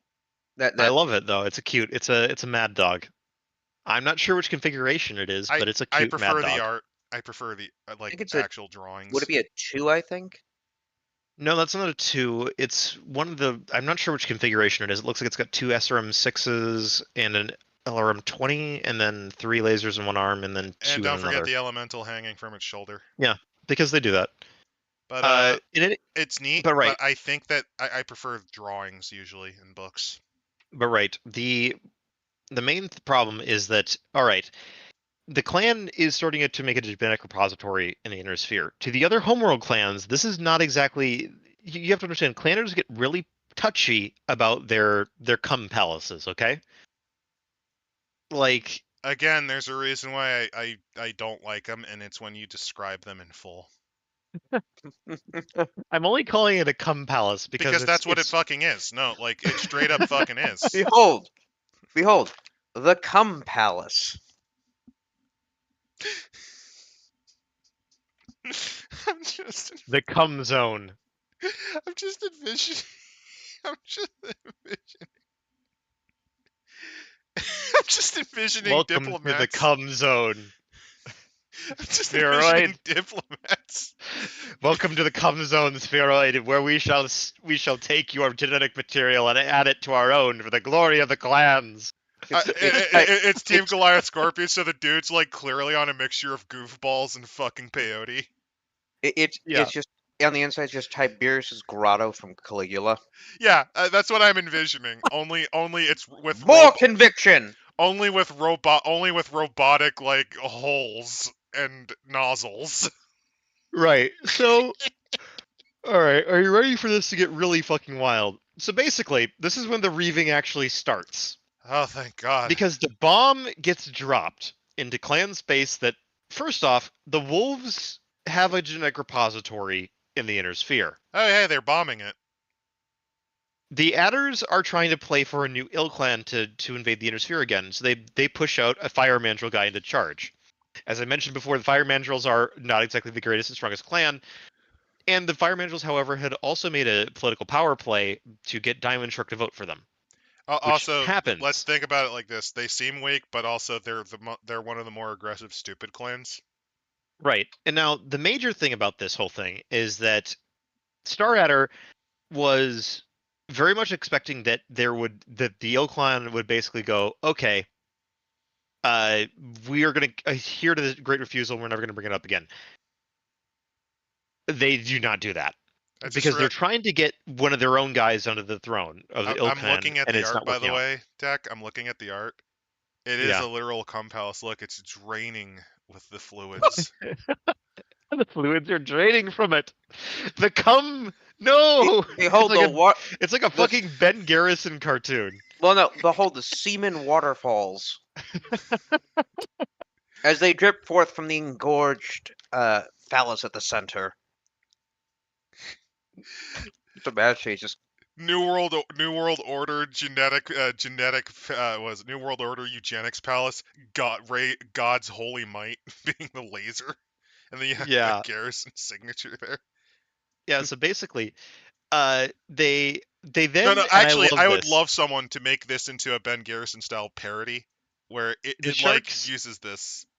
The Sharks are then really fucking pissed that Sans did the exact opposite thing that he was supposed to do, along with the Adders, and basically put the refusal stays in place. The homeworld clans are basically seeing this as like the ultimate fuck you from every other clan, aside from the Adders, because the Adders are being very careful about this. And it's then that I love this. Basically another clan basically orders the Saiyans of like, okay, you are a fucking piece of shit. We are fighting. wait. Why are Which they is fighting again? the Goliath Scorpion is basically like, you are a piece of shit, you fire mandrill fuck. You are ill clan only for the political maneuvering. We reject any sort of refusal for you. We refuse any order from you. Throw down or get out. No, This is actually, what they were waiting for. I just they you see them smoke from a crack pipe, and then They they they just stare. they well, they, actually, they inject the crack directly into their veins and render Ilkhan Saiyans one of the shortest reigning Ilkhans of all time. well, The only actually, one shorter is the guy that was declared Ilkhan for about a week and then killed by the clan of Clan Wolf. there is an interesting side note. So, Scorpions trialed for and won through a single elemental combat nearly half of the Adder's enclaves on the planet Albion. Basically put, And the Adder, combatant was elected Sakhan less than a week later. basically put, this is the Adders also doing a political play. Rather than openly going against the guy that they did just vote for Ilkhan, they basically did a bargain with Goliath Scorpion that you take them out, you get a bunch of compensation. Simple as. Fair enough, right? It's a trade. It's the Adders being the Adders. They're the real power behind the throne right now. But they're about to lose that because basically put, Afterwards, the this is Goliath when Scorpions then say, "By the way, this council full of garbage, full of corrupt spheroid full of corrupt garbage." spheroid garbage. That's what the Steel Vipers say. And they basically go like, the attack on Tamar, and you're trying to get us all to go to the Inner Sphere to defend your shit. Fuck you. You're tainted spheroid bullshit. The Steel Vapors are saying. So the I'm not begging, Ravens. pilot. This isn't they're killing each other because of reasons. They're killing each other because their culture established by a demented furry with brain damage who plays Hoi 4 and thinks that's how you play a game, how you strategery. Yeah, the societies they build usually collapse like this. So basically put, This is basically the find out after fucking around with your weird social Brett engineering Andrews gets experiment. elected Ilkhan, and his first move is, anyone who has belonged to the sphere, get the fuck out of clan space. They're Fuck you. bringing their tactics, their opinions. Gotta Since admit, some, we're I we're assume, not making the best of them bondsmen. We're not making the best of them bondsmen. they gotta go. They gotta go, Gotta folks. go.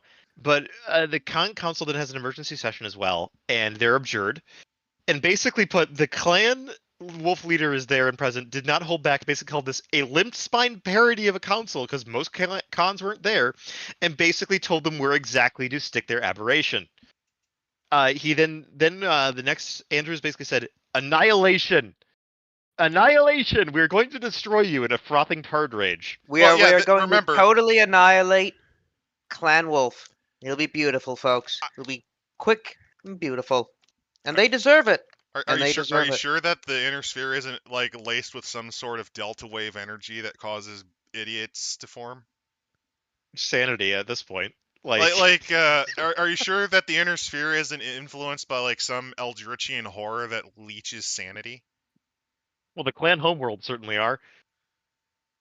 I mean, yeah, they were also about to run into the wall anyway. Let's be fair.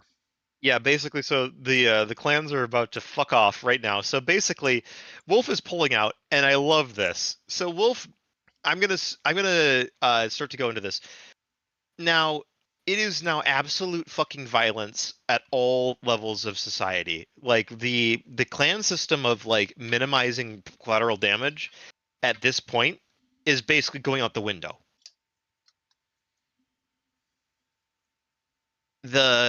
Why? Because they're trying to abjure them, and Steel Viper is trying to force Wolf off of Stranomecti, which is the clan capital world. Also, at this point, like, the concept of not just totally wiping things out, that's gone. Also, I fucking love this. Ghost Bear kicks out Comstar from their own world. He's just like, yeah, fuck you guys too. Go Ghost Bear. Yeah, they ain't bad. Oh no, So the Ice Coyote Hellions are donates about some to do forces. something The stupid. Ice Hellions do a pro gamer move and try to take on the Jade Falcons and the Wolves at the same time. Also, like, you can kind of see as we're reading this, I have a lot to say about the book construction. I think this is going to be a running theme with all WizKids products. This is bad. This is just bad formatting. Okay, so one thing Oh is yeah. it me or are the clans on the sides? Some of them starting to disappear. Yes, they are. Yeah. Take a look. We've lost Mongoose. We've lost Wolverine. We've lost Widowmaker. Yeah, isn't that interesting? I wonder what will it be like at the end of the book. Yeah, you notice how you're seeing stuff getting destroyed and missing on Yeah. the sides? That's one of the few Hmm. good design aspects, It's a actually. really good design aspect. I actually like it a lot. It's one of no, like that's surprising given how the rest of the book is badly designed. Yeah. So the Hellions then just get absolutely cockblocked. As It's they not even deserve. funny. They just get knocked the fuck out. Meanwhile, Fire Mandrill is getting absolutely ravaged and ass raped in the inner sphere because it's finally come open that, oh yeah, these guys are fucking not full of shit. They're useless. And then we get the real start to the wars because guess what happens with Steel Viper, uh, with Steel Viper Con? You know, Donald Trump. He basically says we need to refute the Great Refusal. We need to burn the inner sphere to the ground, and that They made a bad deal, folks. They made a bad deal, and we're not following it. I just We're asking realized. for a complete and total destruction I think of I the inner figured out sphere. why everyone's so stupid in this setting. They never banned leaded gasoline. That Leaded explains gasoline. it. Great. It was leaded great. gasoline. It was cheap. Good. I love And the it did idea. I not love. have any brain damage. My doctor showed me I Oh, have a and wonderful then IQ. and then here's the other bit right here.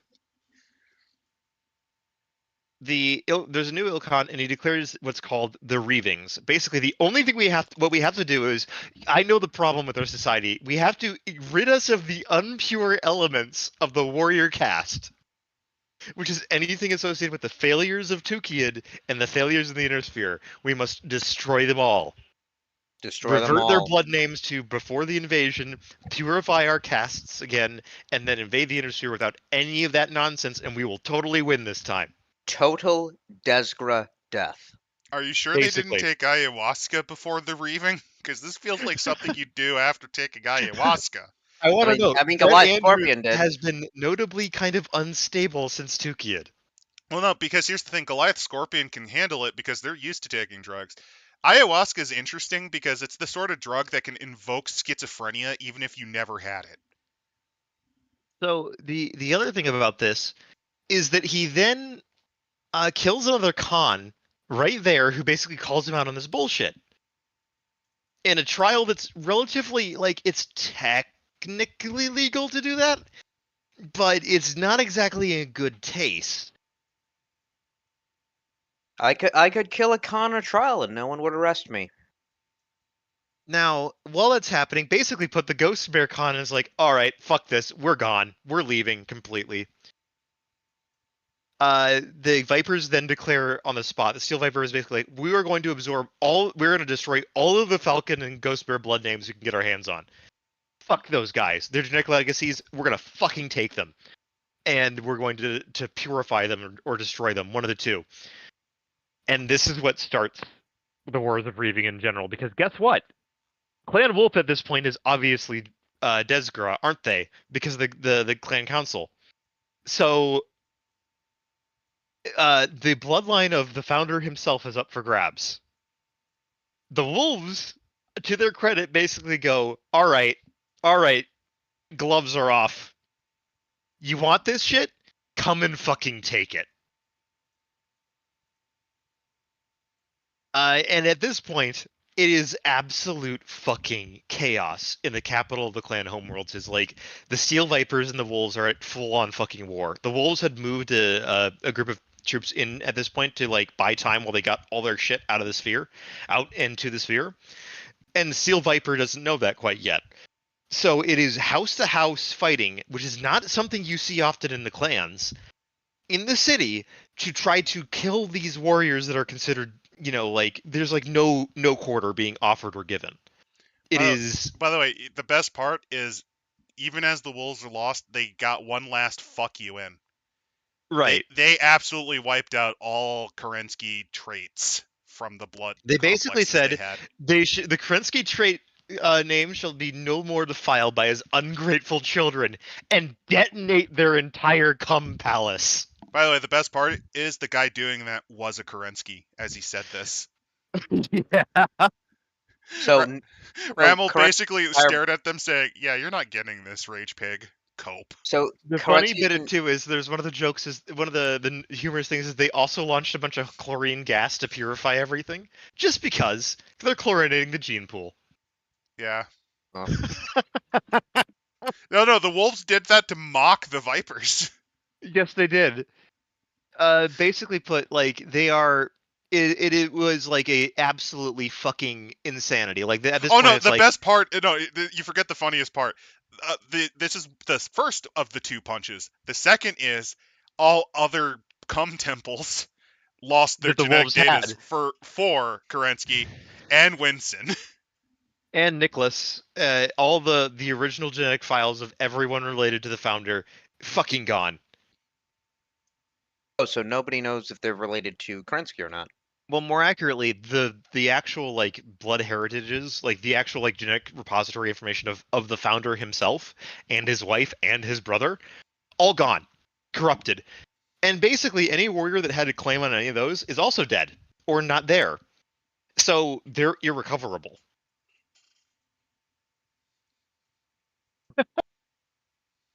Then we get the best bit of Kale Pershaw, and I love this fucker. I love this guy so much because he's the lore master of the entire clans at this point. He's had a long career. He's in his like late 70s, where a clanner is fucking ancient, and most of his body by this point has been replaced by metal, as in like prosthetics, because he's been fighting for most of that time. Not he, she's an old lady. No, Kale Pershaw is a man. Oh, Pershaw, sorry. Yeah, that's you're thinking of someone else. I was looking at the lore master saying. Lore master saying she's of the Ghost Bears. Mm-hmm. Pershaw is basically like, and I love this. So there's some civilians left from Jade Falcon. It's at this point it's like we got to get out of here. Like we gotta get out of here.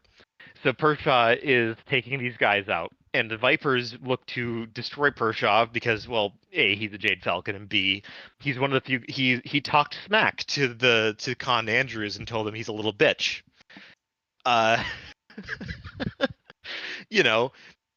So there's an uppity Star Colonel that basically declares that I will enter a circle of equals with you. Like 1v1 me, bro. And Pershaw basically challenges the guy to like, all right, a single combat, nothing more than my flesh and bones and the machines grafted to them. Oh no. Andrews prepares, so does Pershaw. Pershaw just like flicks back his metal wrist and just blasts the guy in the fucking face with a laser pistol that he had in his arm. Well bargained and done. It's legal by clan law. He bid that. He bid the metal attached to them, which counts. It is not a violation of the trial.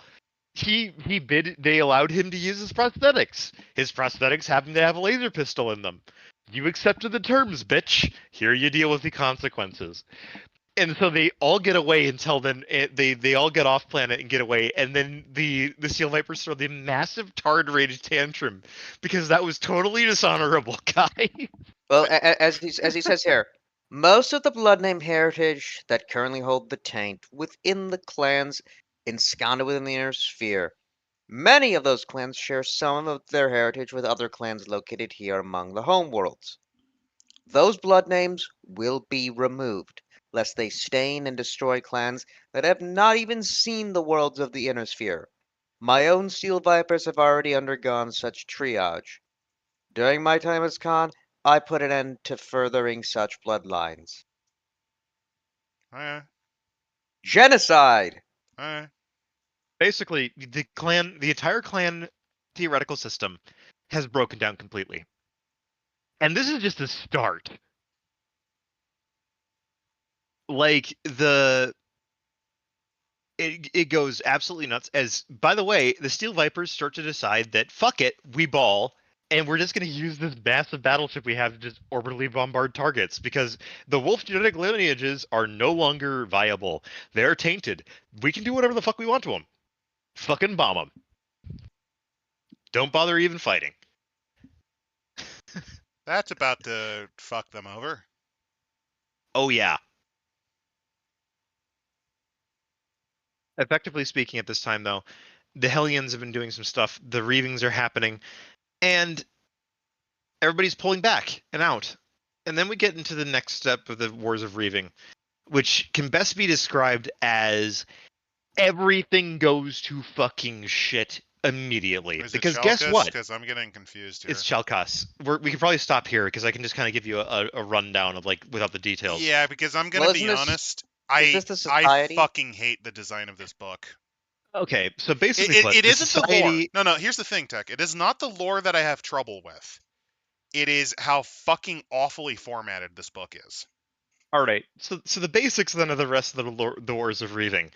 So you see, for the last 200 or so years, like since Klondike, basically, there has been a movement in the scientist cast that has basically said like the warriors are all fucking chumps and they don't know how to run anything. We should be the ones in charge.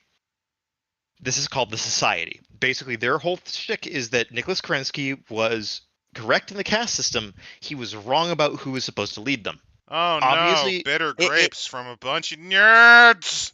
It needs to be the thinkers, not the believers. yeah. Like oh god, we have movie like Bob. unironically, yes. And their whole thing is that, we've been the ones doing the genetic programs for the warrior cast for a long time.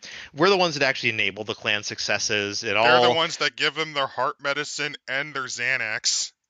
Right. You should fuck these guys because not only that, our centuries long efforts at eugenics and program and like breeding the perfect warrior have just been thrown out the window by this childish Khan who can't keep it in his pants. Also, straight up, if you think about it, their overall performance isn't as impressive as you'd expect for these. Oh yeah, no, it isn't. It's kind of funny like that. So basically, the the society decides that all right, it's time. Total warrior death. And they Gene start virus. the uprisings. Well, They before start then, gene think viruses. about the comedy concept. Since they're doing genetic purity, imagine if one of the lineages had severe allergies to several things and was lactose intolerant. They removed that. Usually they would remove that. Oh, but that's not pure gene then. That means that you're. Well, that means yes. that you're. Well, that it's what the genes were. Lactose intolerance is the norm. It's an aberration. I'm not even kidding. Genetically, humans are more inclined towards lactose intolerance than the other. We only picked it up because of cattle proximity. So to give you an idea right now, all those clans that are leaving the homeworlds, all their enclaves, all their positions, and all these sort of things on these worlds are now free game. Look, if I was a mad scientist, I would purge them of their ability to digest milk. And then on top of that, Clan Burrock. Clan Burrock had been absorbed about like half a decade earlier. Oh yeah, the centipede guys. Yeah, by Clan Staradder, they took him over because they were weak and they could do that, and that's natural and normal. They also had 2 fucking pages dedicated to them that I skipped. Yes, because they need to remind you that they fucking exist. Because everyone forgets. And rather than being designed in a way that doesn't suck, they just kind of slam this shit in the middle of explaining another thing. This is, in my opinion, this should have been 2 or 3 books. Right. So then to exemplify this, Clan Burrock has a relationship with what's known as the Dark Caste. Basically, clanners that tell the caste system to go fuck off. And live out like hobos in the wilderness and raid like normal clan space for like Also known supplies and all that. as target practice for the warrior caste.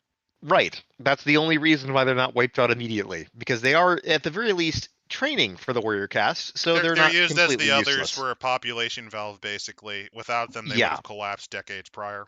exactly. Burrock is known for their dealings with the Dark Caste, including bringing some back into the clan fold after like they're like, we don't like being outlaws anymore. Is there a position you can give us? And they're like, yeah, you can be a laborer here or whatever else, and we'll keep an eye on you. But like, Which if you does could, make sense. If you're able to outlast in there as a bandit, you had to have some value. right. Now this is very Desgra and Shalcast and all these other fun clan words. So when this kind of got to the attention of the other clans, Burrock was basically declared like free game for absorption. Star Adder, as the most powerful homeworld clan, decided that fuck it, we'll do it. And they arranged the trial, which is a nice show of force to show that the Star Adders have the military force to do it, and the Burrocks move to defend because we don't want to be absorbed and blah blah blah. We can fear ourselves of these taints and whatever else. Then a third clan got involved, which is Blood Spirit, because they hate Star Adder. Basically put, the trial is an absolute bloodbath. All sides lose quite a bit of forces dedicated to do this whole trial, and the surviving Burrocks are put into their own unit within Star Adder, and the process of absorption begins. Giga brain idea. Now, Keep them all together.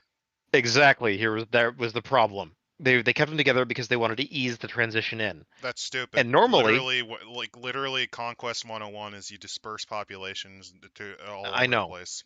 Now, normally this wouldn't be an issue for clan society because they basically, like, you're now part of the new clan.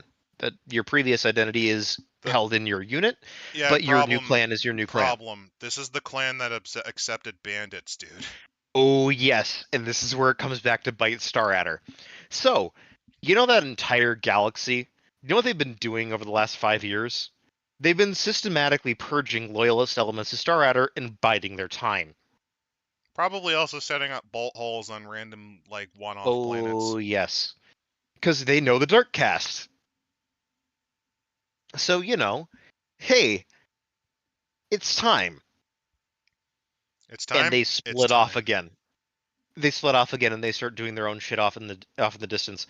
Meanwhile, Clan Steel Viper is sitting there with Brett Andrews on their main world that Steel Viper holds and going, there is nothing wrong with Clan Space. Nothing bad is happening. I have the best plans, the greatest advisors. I will build a doom machine to kill the inner sphere. It'll be beautiful. They will pay for it. I don't know whether or not to attribute him to Trump, Musk, or Maduro from Venezuela, because Venezuelan he's presidents all three kind of rolled into one. It's kind of glorious. I'm just envisioning him on his own podcast, like, screaming. Yeah, like, it gets weirder. So as I mentioned, the society is rising up. Well, the society has also infiltrated Clan Coyote extensively, because they've always been the clan with the most ties of the warrior caste of the scientist caste. So, like, the ideas of the society are kind of, to them, like, this makes sense. Like, that the scientists should have more say in the government and all this sort of stuff, and should kill off all of the weak warrior caste. Enemy clans and their weak warrior casts, which we just conveniently happen to have genetic viruses targeted towards. You can start to see where this one's going.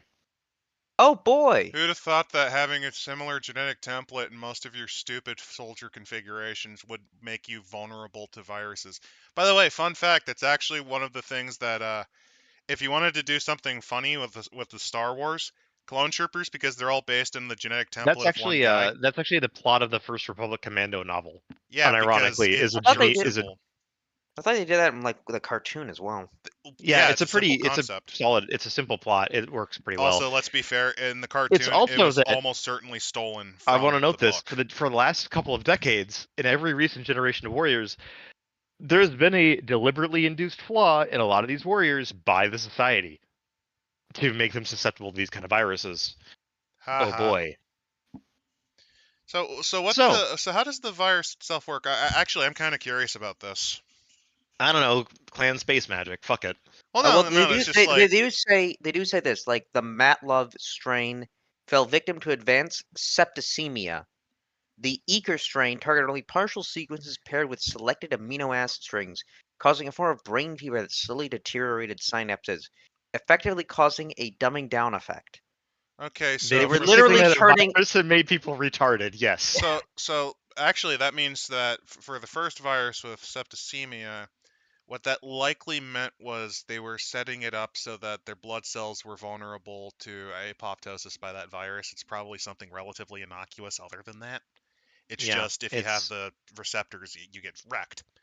As for the other one, exactly. that one's fun. That basically, that's a virus that penetrates the blood-brain barrier and slowly, essentially, hijacks it to build plaque around the head. Yeah, looking at it, it seems that they were doing things that would take over a long time. Because if they Because their just all got plan was to sick, make this like subtle. They were going to yeah. subtly take over. Then Andrews does his big reeing, So what you're saying and is Andrews is infected with the virus, then? probably It would I make a wouldn't lot be of sense if shocked. you think about it.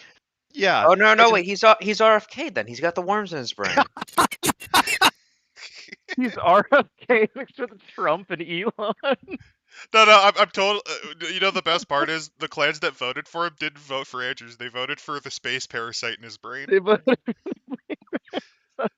Like I could I, like imagine like one I of the picked clans go.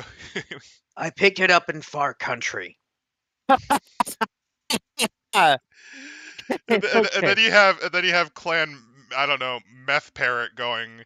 I like the cut of his jib because fuck Jade Falcon. We Fuck split from 'em. them decades ago.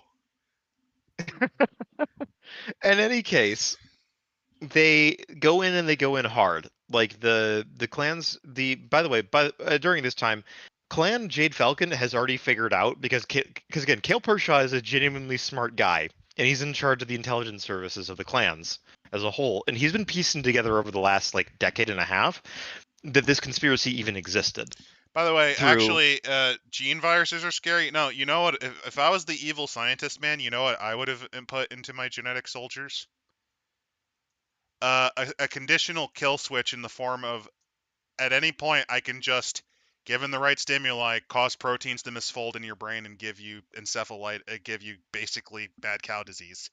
Oh, Prion diseases are Yeah, disturbingly that's horrifying. and actually what happened. also that's what happened in some cases. Yeah. Well, no, that actually happened in a Transformers comic, where a bunch of like the more recently created Transformers were susceptible to a automatic shutdown. Yeah. In any case, the other thing that happens with this is a total HPG blackout because guess who controls all the hyperspace pulse generators that are used for faster than light transmission between planets?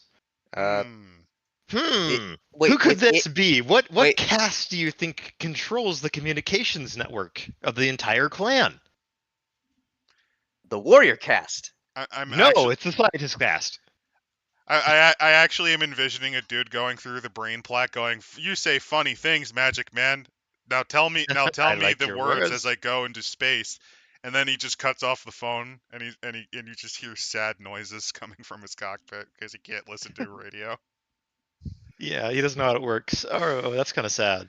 Well, it's But because he had brain damage from the virus. He somehow survived it. yeah, in any case, this also means that the clans have no idea of what's happening. And meanwhile, Brett Andrews is in his little cuck bunker on New Kent, screaming that he is Ilkhan. Are you And sure? Are you all sure? all No. The more you say this, the more I'm like, no, this is Ethan Ralph. Like the only thing he's missing is taking massive amounts of painkillers. I mean, probably. I mean, Probably his science cast is telling him to take mass amounts of painkillers. God, they're trying to kill him off. Yeah. No, imagine Andrew's doing like his Ilkon live stream, and he's like completely fucked on oxy. Yeah, and like they're talking like at certain enclaves, 80% death rates from suicide, starvation, and cannibalism. As This I is said, normal. total clanner death. This is normal. Total clanner death. This is Meanwhile, though, normal. the Jade Falcons managed to find the leader of the society and fucking cap him. But at this point, it's basically too late. The revolt has already happened, and it's mostly confined to the homeworld. So basically, Jade Falcon goes, "We're purging our entire scientist cast. Don't ask questions." Which is And they do. a great plan. It sets them back decades. and I do mean decades, but it does prevent them from having a mass uprising of their own scientist cast. They just had to kill most of their scientist cast. I just like to imagine though there are scientists that are not in it, and they have no idea what's going That on. They're almost just certainly Oh yeah, they happened. did. They did. They absolutely did that. They were not taking chances because God forbid that they've got information that those genetic viruses have been spread, but they've already lost part of one of their bloodlines, which is the Matlov bloodline. They're not taking the risk anymore. It's like, I'm sorry, up against the wall. Don't care that you were involved in botany, up against the wall. Don't care you were a sociologist, up against the wall. But they would have sociologists and Yeah, They the they clans. do. They have to at least understand the different spheroid degeneracies. They do have some of them, and it's really funny that like when they then tried to abduct like a bunch of other scientists from the inner sphere, and they were really pissy that they were like, these aren't technicians. I thought that they were doctors, and it's like, yeah, I got a doctorate in clan sociology. Fuck. Basically, like I the mean, warriors are like, yeah, I fuck. got a doctorate in agricultural terraforming. Good enough. You're going to build Battletechs now. You fucking well, kidding me? I know how to manage a tractor mech. No. The only thing I Good know how to enough. repair is a tractor mech. Good enough. You are now our lead designer at this facility. that's What But that's you in guys basically what don't tarnation? Jay like. Falcon had to do. What in They But you basically tarnation had got. is to. wrong with you? Fine. Just make sure I get a good bout of corn whiskey as I do this shit. No But you, problem. but you guys think that melee weapons is Desgra. No, build the mech with the talons, as they say as they rack the fucking chamber slide. Because the technicians say they're a good idea. I mean, sure, I can put a bunch of fucking metal bits on this thing. I What absolutely about a like, chainsaw? fuck it. Chainsaw sound Put good? it there. We don't care. Just build the mech. Okay, but I gotta take out the AC-20. That's fine. We'll just put in better weapons. Just do your job. I Well, I am. Don't worry about it. there goes the plans for the Ultra AC-20 or the rotary AC-20. Yep. Wait, you're actually That's kind of expecting me to fix this double heat sink thing? Man, I've never even seen one of these things. Look at that tractor mech I done work on. I got yep. basic cooling on that thing. Right. And we kind of get to see kind of like as things go on and on. It takes a long time. There's a lot of shit, but it is basically total clanner fucking death. Like they are 80% casualties on their homeworlds. yeah, like it is so bad for the clans, and then it gets even worse. So you remember how I mentioned that like there are 4 clans that died? Let's go through them. So first off, you have Barak, who comes to life and dies again. You have Fire Mandrill, who gets annihilated basically. You have the next on the chopping block is, if I remember correctly, who was it? Let's see. So Barak dies Again. again. You have Fire Mandrill goes bye bye. Ice Hellion gets absorbed by Goliath Scorpion, who basically goes up and rolls up after they fucking face plant themselves into the inner sphere and basically go like, look, we can either fight or you can just join us. You're gonna lose either way. So like, do you actually want to fight this? No, you don't. Fuck you. Join us. And Ice Hellion basically has to do so. So they're gone. Then you got Blood Spirit, who are assholes, and therefore they get annihilated. They fucked around and Mostly. found out. Yes. This is after, by the way, what happens with Andrew. So as I mentioned, the society revolt's happening. Every clan but the Steel Vipers is actually doing something about this. It's all And fine. it's all fine, he says as he screams around. And then we get the final like bits where after about Gonna 4 mech years of 10. absolute fucking madness, they finally are able to get back together, the cons of all these clans, and there's like, okay, so there's a new clan, they're the Stone Lion. What are they? They're parts of Hell's horses that we absorbed and just kicked out into another clan. The Star Outers say, because they're like, you ordered us to annihilate them for Desgra Taint. They've never been to the Inner Sphere. What the fuck are you thinking? Like, and Andrews is like, okay, fine, whatever. Clan Coyote, Clan Coyote is mostly corrupted. Well, they can do a big blood purge of themselves to prove their loyalty to the clans, and it's kind of like everybody kind of And the nods. cons are looking at each other, going, "Their scientists fucking completely took them over." Yeah, What? to kill all the scientists, and they got to kill all the scientists and then purge any loyal warriors loyal to them. They have to prove themselves in trials of combat to be loyal to the clans again. You're loyal Okay. to me. I'm just Okay. envisioning Jade Falcon going. They've lost Jade their Falcon fucking at this chance. point, like Jade Falcon, Wolf, Ghost Bear, Steel, Yeah, they're all Star. out there, yeah. Yeah, they're all out of there. Like, there's a bunch of clans that are just fucked off out of their space. They're like, But yeah, no, basically, we're out. yeah, that's gonna fucking work. Like the coup already happened and the genetic purge already happened. Good The luck. genetic purge already happened. There's a bunch of dead clanners. There's been reavings of bloodlines everywhere. It's all fucking annihilated. It's this fucking post-apocalyptic wasteland. Several of their worlds are Again. probably rendered sterile. A lot of worlds are basically dead. They can recolonize them, but like all previous inhabitations are effectively dead. Good thing that the worlds were already peripheral and basically there was almost no terraforming. That would have been even worse. Oh yeah. Imagine if it was like in the Inner Sphere where several of the planets lost had to be terraformed in the first place. Right. They didn't bother doing that because that's a waste of resources. If you can breathe on this planet barely with a filter mask, it's good enough. Stop complaining. More like Dig cope, the hole. More like cope to ignore the fact they don't have any planetary geoengineers. Oh, they do have them. They just think it's a waste of resources. No. Fucking no. It could be going to our glorious warrior cast. That you're not using to fight at all except random bandits for 200 years. No, they're fighting each other all the time. Oh god, I hate them the more I fucking think about them. Oh, What do you think the fucking trials of possession were for? Look, for every Goliath scorpion, there's like 8 meth wombats or whatever. Ketamine fucking horse. the ketamine owls. God, oh god. I'm making that clan. I'm doing that paint job. Clan Ketamine Owl. It's just this owl with giant bloodshot eyes holding a knife. It's just like, I will fucking kill you for your ketamine. Ketamine owl, hand job dolphin. Dolphin. Clan free-base trout. Free-base trout. Clan schizoid weasel. Crocodile chihuahua. Crocodile chihuahua. Well, I would have also crocodile. Back There's one more. Clan cocaine bear. Of course, they have to replace Ghost Bear somehow. Clan Cocaine Bear shall do well. Friendship, family, and friendship. Cocaine. Friendly, friends, cocaine. The 3 things you need. All right. I saying either or. All right, back to the end of the wars because we've had like all this destruction and shit. The society is mostly and the guy is wiped still gibbering, going, "No, we're going to invade the Inner Sphere again, but we must perform more purgings of our bloodline." This is the guy that was in Tukian, right? So like he's even crazy. He's basically saying like, yeah, we need to go further now and like purge. Kill anyone with a last name. Basically, yes. He's basically saying like, kill everyone that has brown eyes.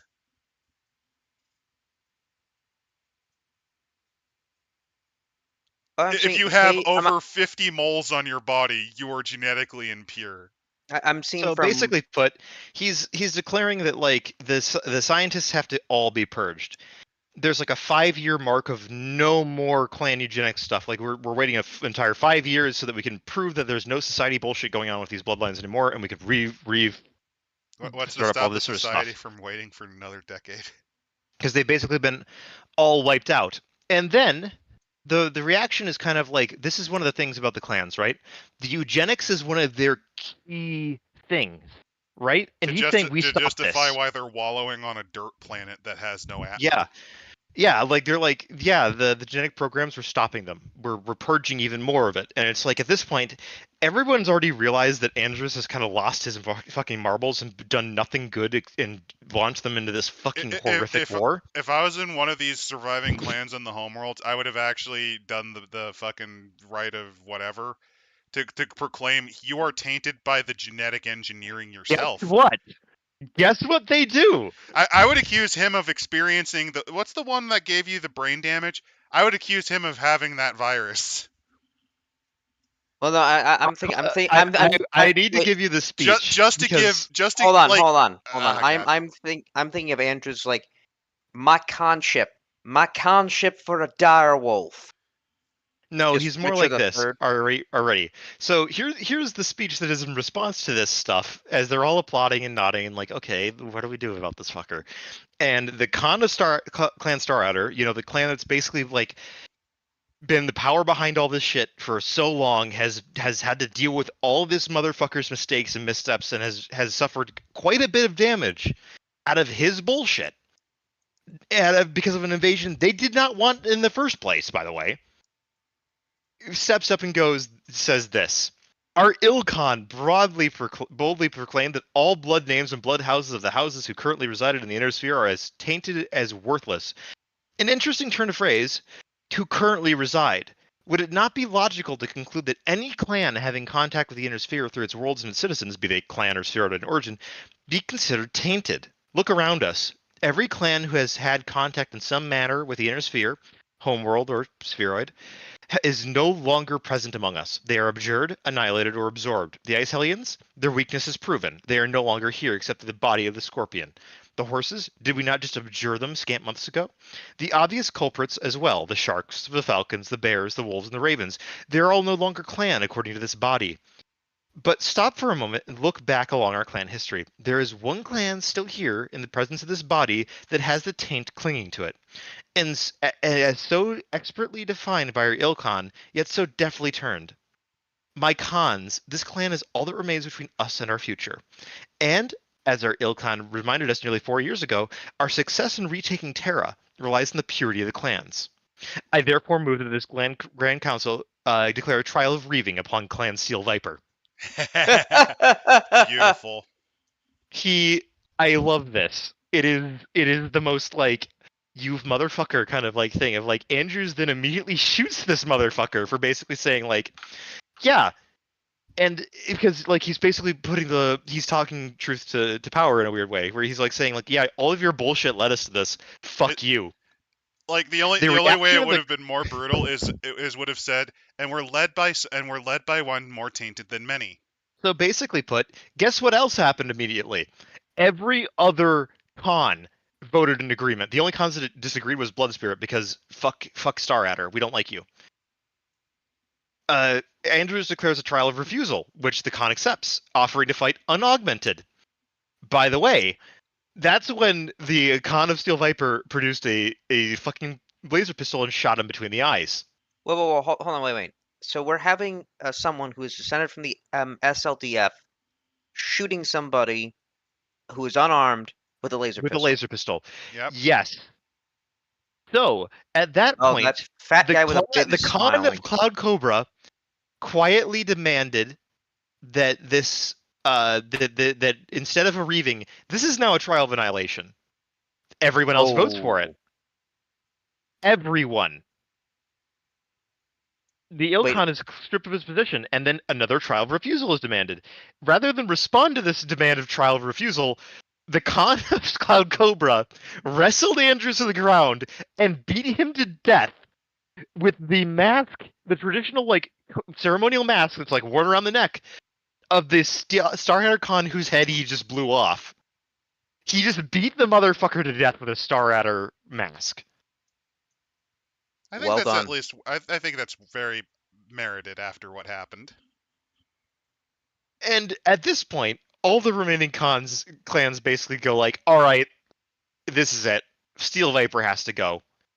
Starhatter is basically going to do it. All their clans are joining in. Everyone jumps in. They wipe out that super ship with with basically a Death or Glory kamikaze run on it, where they activate their like sublight drives in order to like rip a hole in it because we can't take it. So wait, hold on. They did a Last Jedi? Yeah, they did a Last Jedi on it. I mean, that's a thing that has happened in other sci-fi works. It's more like the ending of Reach, not the ending of Reach, but like the mission where they dropped the subspace drive into the middle of that ship. Yeah, that's basically what they did. It's also similar to the ending of the Animorph series because it ends with them ramming the Blade ship. Right. point being, that's kind of what happens here, and then they basically go down to the surface of the planet, and they just kill them. They orbitally bombard the Steel Vipers to the death. They destroy all of their factories, destroy all of their mechs. They kill all of their warriors they can, and bomb it to the fucking ground. That's it. No survivors. That's There what was- annihilation means. I'd argue there wasn't even So a the fucking clan that trial. started this entire thing, yeah, the trial is you need to survive it. You need to win. That's the trial of annihilation. It's either you win or you die. Yep. You either basically destroy so many of them that they have to give up, or you're gone. Or you die. Now, that's the end of it. Star Adder would then eventually annihilate Blood Spirit about 9 years later. There's reasons behind that. Star Adder is at this point the most powerful clan left. They've had a long running feud with them. They could absorb them, but at this point, Blood Spirit has burned like all of their bridges with everyone else by being insular fucks who don't want to integrate. So fuck it. We're burning them to the ground. They annihilated them, destroyed their genetic legacies, all that. They're gone. So that's another clan out of the window. Then we get what happens to the next bit. So remember how, like, I was talking about how clan genetic legacies are important, and like the inner sphere taint stuff was talking about. So guess what Goliath Scorpion did? You see, after the Great Refusal, there was, technically speaking, an embassy from the Second Star League that was on Stranomecti. Well, actually not on Stranomecti, on Huntress, which is the old capital of the Smoke Jaguars. This was led by a unit of the Iridani Light Horse, one of the mercenary commands that was directly descended from the SLDF. So, the Star Adder, during this Wars of Reaving and the Jihad going back home, they're basically cut off and have nowhere to go. They're losing supplies, they're doing all of this. Clan Goliath Scorpion offers them a way out. They offer them a trial of possession where they'll take them and keep them as warriors in the clan in honored positions, because they are a connection to the old Star League, and Goliath Scorpion, if nothing else, loves them some Star League. They are obsessed with like old Star League relics and keeping the traditions alive. You got any of that lost tech? Yeah, you got any of that lost tech? They're like a They fucking say crack addict they like say that. scratching their neck, crack visible in their lungs. Yeah. Then I fucking love it. Is that they then decide that because they're related to the Star League, however distantly, they're technically clan. Right? We're Star League, they're Star League. Their genetic material is totally viable for our breeding program for warriors. I mean, it makes And their sense to me. scientists, yeah, it's logical and internally consistent. And as long as it's not a blood house, should be viable. There's precedent for it before in clan technology, but here's the problem. This came out after the Wars of Reaving that they did this. They're Desgra. They're Desgra. And effectively speaking, the Cobras are going out of this. They're saying that this is a society implemented taint. They're doing some experimentation. It's technically not illegal, but the rest of the clans are not happy about this. And so they basically say, like, we're not going to destroy you. Mainly because But- look at where you are right now, you fucking idiots. Because, like, it's legit. What you did, it's legit. Also, let's be honest, look at the homeworlds. Look at what you've done to it. Like, all this shit has happened. Like, Goliath Scorpion has not participated in much of the, like, destruction. Yeah, so they're in way better shape. They're in pretty good shape at this point, and it's sort of like, all right, like, you gotta leave. We're gonna force you out of the clan worlds. We're doing a trial of abjurement on you. You can no longer stay here. You're no longer clan. Let me guess, Goliath Scorpion's like, cool, these worlds suck anyway, and you're not Basically, remotely yes. like Star League anyway. They fight a low chance trial of refusal. They die. They, rather than like ejecting the adders, basically just went like, all right, just take what we want, destroy infrastructure so that they have to leave, and so that they just fuck off. And they fuck off to the periphery. Yes, they do. Because Which is remember, already they have better been doing than where they scouting. were. They've been doing scouting before this into other things, and they realize, first off, these worlds in Nuevo Castile have like no defenses. They barely have battle mechs. Second They have off, they're better than mechs. our worlds. They're better than our worlds. Third off, they're easy pickings. And fourth off, we're closer to actual real places that Star League was. Right.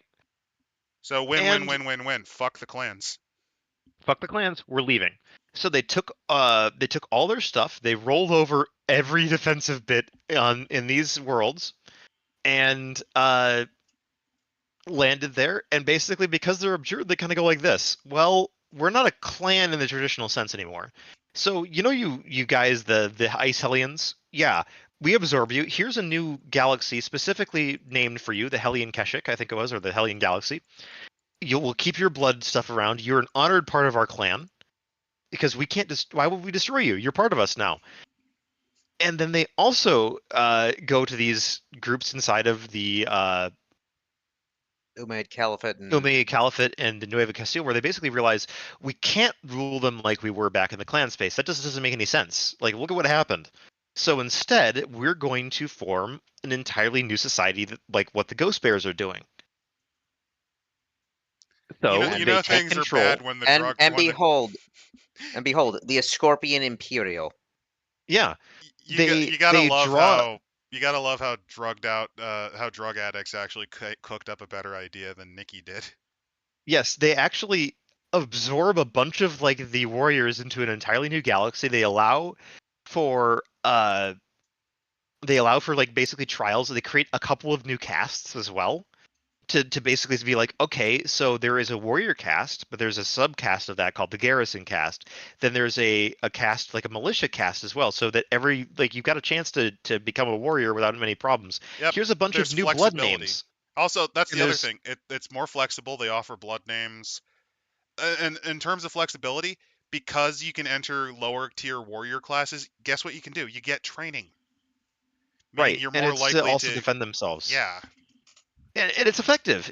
They survive. They rename themselves the Scorpion Empire after absorbing the Hanseatic League in a war, Also, and they do further reforms. another thing they do is they don't treat their conquered subjects like shit.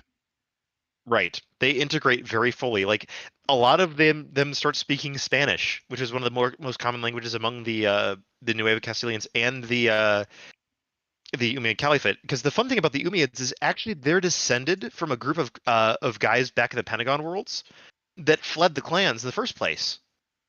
Like they're from like the fucking concentration camps that Nicholas Kerensky set up in the Pentagon worlds to like purge the populations of dissidents. Well, they're a group that escaped from that, went to the Nueva Castile and tried to took over a lot of the area there because they had battle mechs and these fucking hicks didn't. You know. So it's sort of the same thing happened to them again, but it's like rather than repeat the mistakes of the past, the Scorpions decided to do something new, Which is and one of God the bless them reasons for they're them. one of the ones I really like.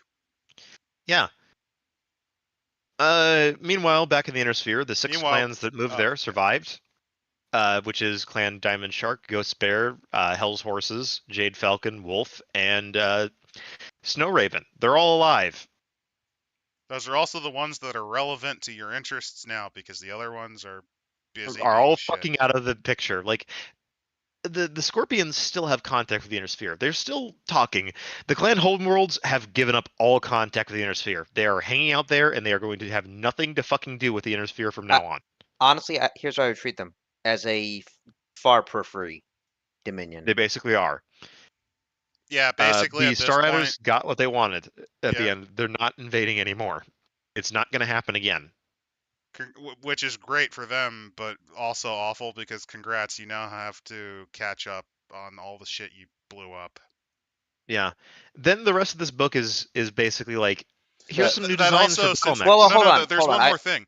Because they're gonna emphasize their traditionalist aspects more, I wouldn't be surprised if they just experience a complete societal collapse.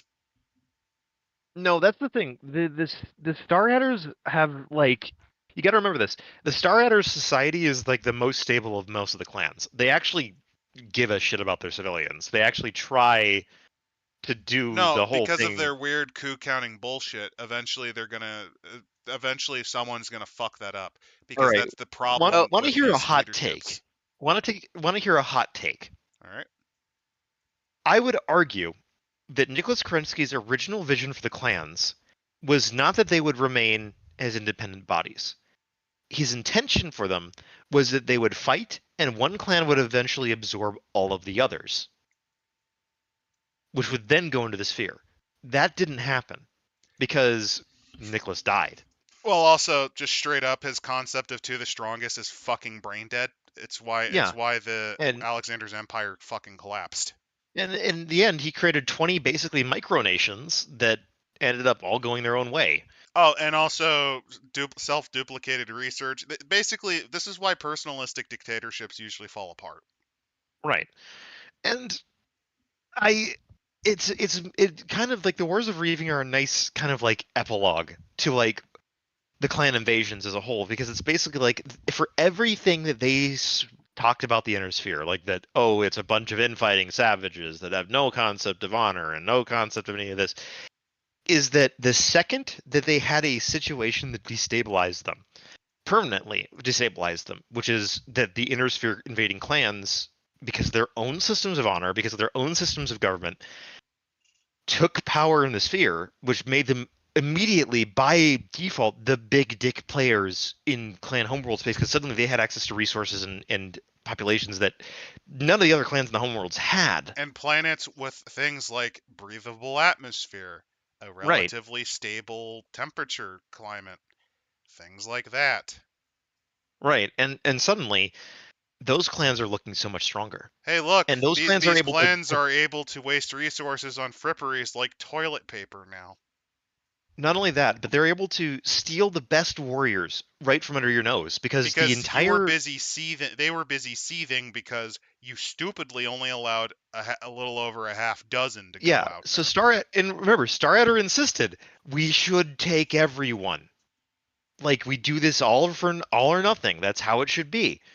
And every other clan was like, no, we want the honor. We want the glory of being ill clan. We want the whatever. Like, the Which is whole why point they that got Starradder what they was making fucking deserved.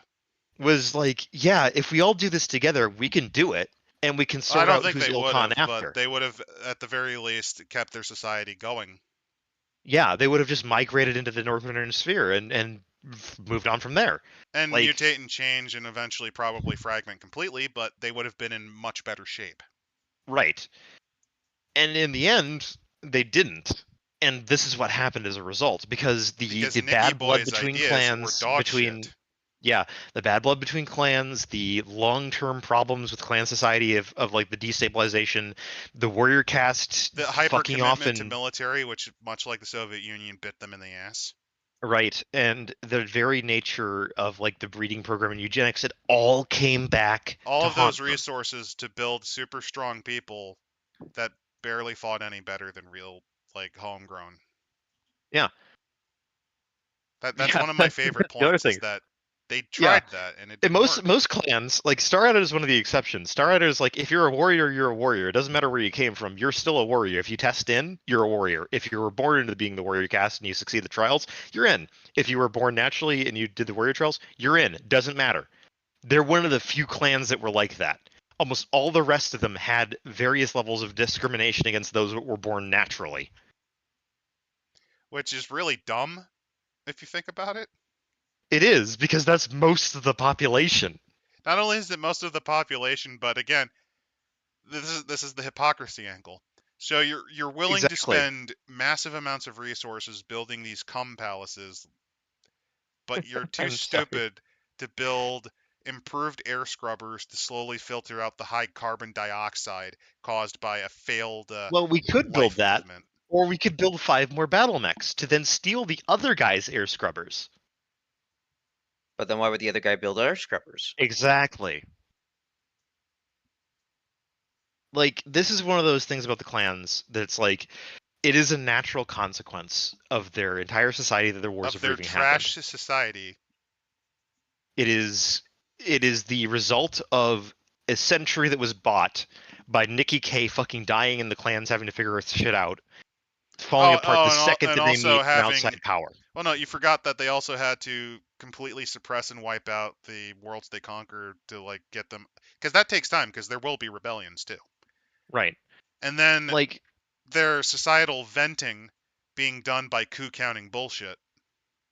right. and that breaking down completely as soon as they encounter large-scale warfare again. Because remember, this all kind of got kicked off by the fact that the Jade Falcons used actual military tactics. Oh no, there's one more aspect, by the way, that I always think it's neglected. The realization that your situation could have been a lot better if you simply gave a shit about people. Right. Like, legitimately, this was the thing that, funnily enough, happened in the Soviet Union. The moment they were exposed to the improvement in quality of life of the West, that caused a floodgate. Right. Like, I'm not even kidding. There's a reason why there was a massive amount of brain drainage in the Soviet Union and Russia during the 90s. Because, Because everybody's like, we can fuck off out of here. well, no, It's better. think about it like this. You're an engineer. You've just graduated from St. Petersburg Engineering Electrical School. You could stay in the My Soviet Union. Ivan, you must choose. Pick shitty paying job at Mikovan, where you make airplane that gets shot down by Western missile in 3 seconds, or For 20,000 a year in apartment. BMW. No, for 20,000 a year in apartment.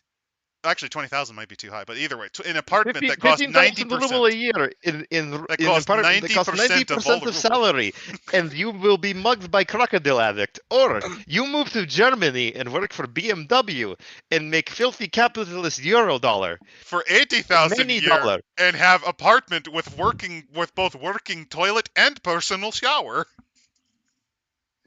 You must choose, Ivan. You must choose. So, replace No, that. why are you going? Why are you leaving, Ivan? No. Replace that with any of the clans that went into the inner sphere. The first time they saw a planet that had a yellow dwarf sun and a temperature that, I mean, it's still like -10 because it's in the cold zone, but that's still Yeah. better than the home world they came from. You could actually do things like farming in the form of ocean fishing. Right. There are Like, some compare fun it to mech that. designs though that come out of this. I love this boy. This is the Bogart. It's actually a proto mech, but I love him. All right, that's Well, all the way at the first of all, bottom, I reckon. first of all, I do want to Yes. hit personalities. I want to go to page 182 to look at Entine. Yes, this is the head of the society who got bitch slapped by Kale Pershaw. That's a movie Bob character if I've ever seen one. That's just a Bond villain. It's Stavro Blofeld, yeah. And there you go. Here's the Bogart. Let me scroll down to the sent you a link Bogart because it's way Page down. 212. It ain't your fault. It's just like this book is so fucking shittily designed. This section's better. Like, this section is a little bit better because guess what? It actually covers crunch. That's the thing. I like lore books, but it has to not be the way that they organized this.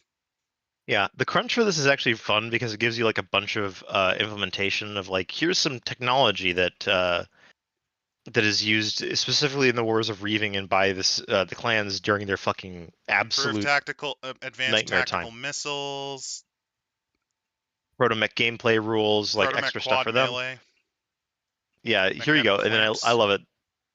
Fusiliade. Yeah, the Bogart. I love the Bogart. Look at this boy. You sure it's on 202? I said 212. Oh, I'm 10 pages off. Sorry, man.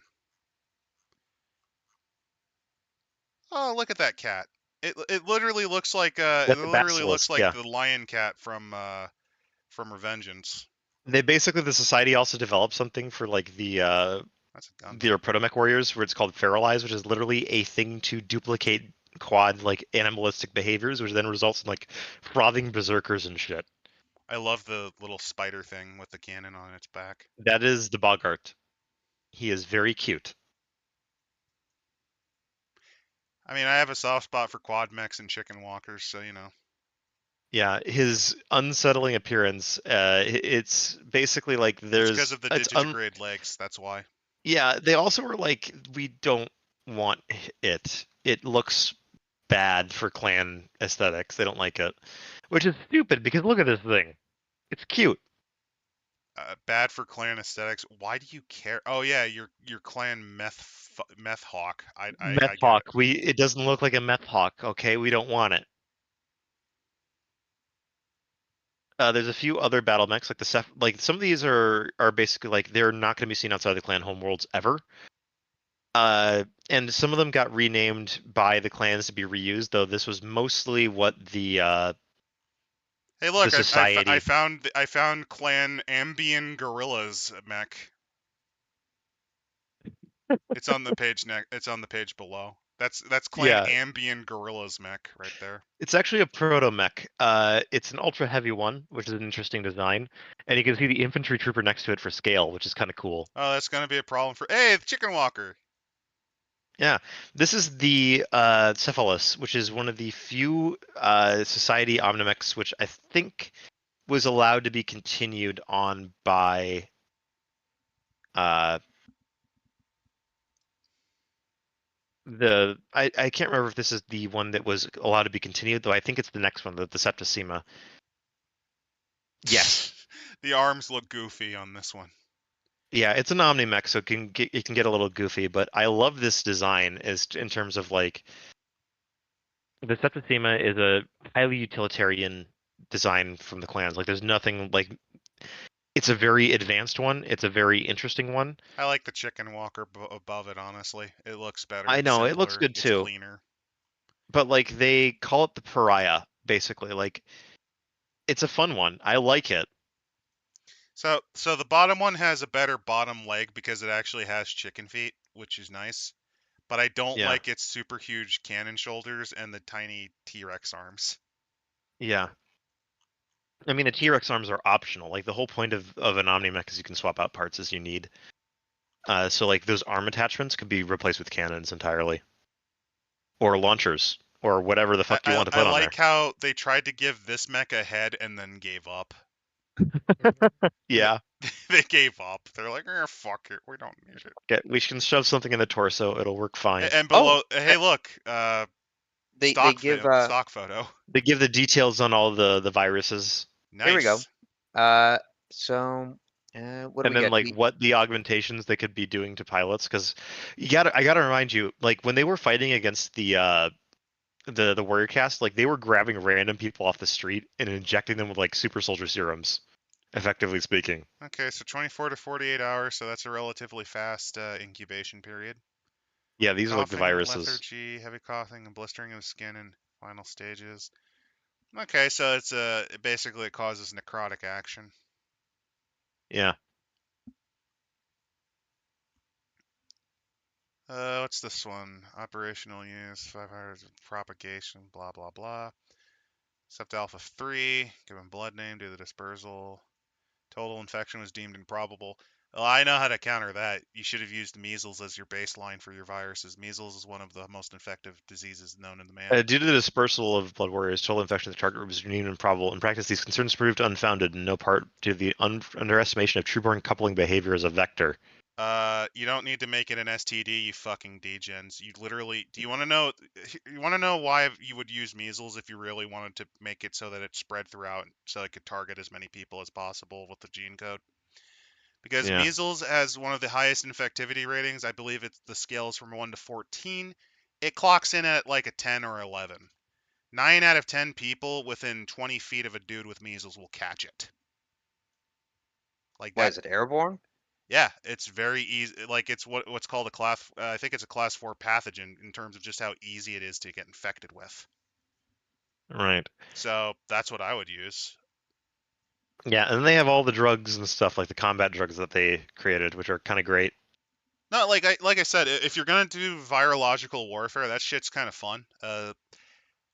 Another one you could always do is what you do is you specifically what they likely did was engineer it to target specific markers, in this case receptors. So given that it causes cell death, my assumption is it is a type of virus that basically just replicates in the cell and destroys it. Yeah. And then they have like if you want to run a campaign in the Wars of Reaving, in case you want to participate in total clan or death. Remember the targets all those with gene codes, even the free birth? Yeah, but that doesn't matter. The whole point is you're wiping out the soldiers. A few omelets get broken. These are movie Bob tier scientists. Yeah, they're like, well, most of us aren't actually genetically related, or we could take inoculations. So fuck it, we're going for that. Yeah. Then they have a fun clan glossary to finish off the book. Oh, let's go for the glossary. Drugs, which are pretty neat. Like I said, the front half of most of the book I think is twaddle because it's just badly designed. It's I'll give my full points like when we go through the glossary. yeah, like I think that this is it's if you're into clanners, it's a fun book because it's like, hooray, they Oh, all and die. They have an oh, honor and interpretation table, which is neat. Yeah, on the sidebar, we have only Star Adder, Coyote, the, what was it, Cloud Cobra, Stone and Lion, Stone which is the Lion, new clan that was made and out of that's it. Hell's Horses, That and is that's it. that is That's all that all remains. left in this. That's all Which that's is left after the clever. Wars of Raving. That is very clever. There it And is. you can see, and it's really fun where they What was talk that? about, if you go to up to the top, there's actually a thing on the side. I'm gonna actually read it out for you because it was meant to be like a warning about the history. Let me read it out for you. Hark, children of the clans, to the wisdom of Krensky and your forebears. Uh, know what has come before. Remember it as you strive towards the future. Wisdom is the power, unbroken by the future, stained by the past. It is the way to uh, is the way to need, I think, or is it to deed? Those who fail find their flame extinguished, And they failed. and they fucking failed. Oh They yeah, they failed failed horribly. hardcore. And that last image of the symbol of the Star League with bullets, The, bullet the holes through it. clan symbol, basically Okay. the red Kerensky the red Star of Cameron in a completely different orientation. Yeah, get That's their fucked. symbol, covered in bullets. You get what you fucking deserve. You get what you fucking deserve. Is that your summary of this book? Uh, basically, the summary that I have of this is the clans, when faced with a society, when faced with outside pressures, did what it should have done: collapse. Not because I completely hate them, but because their society was just not one that could survive. It wasn't designed in such a way to really do so. Mainly because the guy that they followed blindly, Nicky Boy, had a very brain dead understanding of how to engineer society. So, my thoughts on the book are that the lore itself is actually quite interesting. It's not just because clanners get what they fucking deserve. It is legitimately, it shows them actually evolving, several clans evolving into what they eventually become, which I find more interesting. I have mentioned repeatedly the Scorpions have a soft spot just because of the fact that they Do don't drugs, follow everything. steal technology. That's funny. That's the reason I started to like them, but also just straight up, they made something new. They made a system that was less brain dead. Diamond Shark, same thing. When faced with outside pressures, they adapted and changed, which I think was a good choice. And then you also have the delusional madman Andrews, which is funny because we've compared him to Trump, we've compared him to Elon Musk, we've compared him to Nicolas Maduro, and we've even compared him to embarrassing people like Ethan Ralph. He is a lolcow. He is a He is a lolcow. Yeah, Um, he's a lolcow that doomed millions to die. so the lore covered is really interesting. My big problem is the way that this book was formatted is the same reason I kind of hated the Operation Klondike formatting. It dumps everything and it's not exactly organized, and it also kind of intrinsically assumes that you know not all of them, but you know most of the clans by this point, which is fair. You're supposed to read this after It's you a look book. them up. Yeah, it's like a book meant It for people who really understand the clan lore and all that. Yeah, But but here's the problem. Imagine like you're going around and you're like, Wars of Reaving, that sounds really fucking cool. Is this like a scenario? And then you open it. and then it's like 70. It's like 100, 200 pages of just like, oh That's my problem. Like, imagine this yeah. is the first book you crack open, I'll which is admit, like, that is possible. a It is problem. possible because That is a Wars problem of with it. Reaving, that sounds like maybe a module. Like after you get the core BattleTech stuff, you open it thinking, hey, what's cool stuff is it? Oh God, what is this shit? Like you Yeah, might and recognize the clans, but it's like, oh my fucking God. yeah, It is dense and not in a good way. Like we've covered what the house books were like, but that FASA made. They were able They to were do that dense well. too. They were also very dense. They were hyper dense, but they did a good job in basically They being were not they're concise. the They were 80s not kind of dense. concise, but they knew how to organize everything. Right. This book doesn't do that.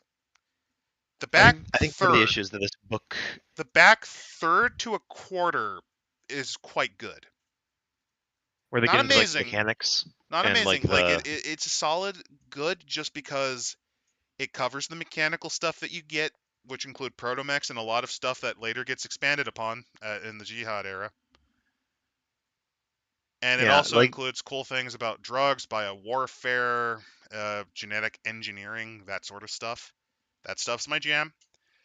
Um, much like I will say that I was nowhere near as angry at this book as I was with Operation Klondike, mostly because Kleiners got wrecked. I'm joking. The real reason is I actually know where the fuck all of this is coming from.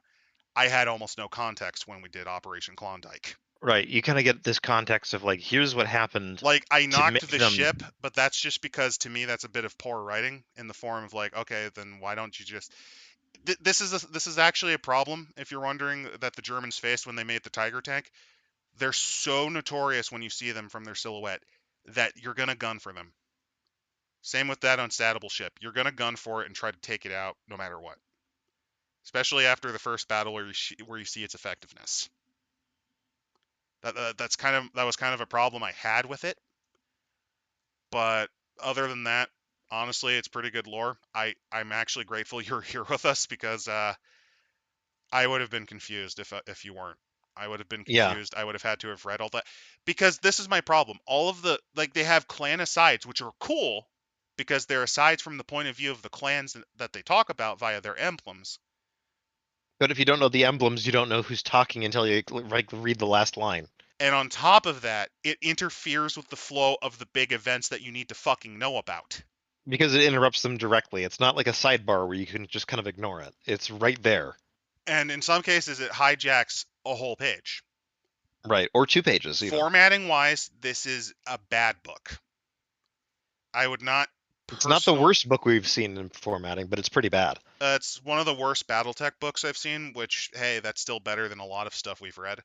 All in all, I'm on the borderline. I'm kind of like the homeworlds of the clans, where it's just barely within the margin of acceptability.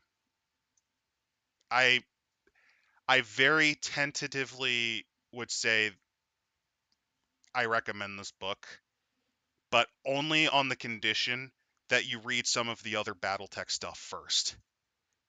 And Yeah. I also would Again, not fucking recommend reading that front half. At least not in one go. Holy shit.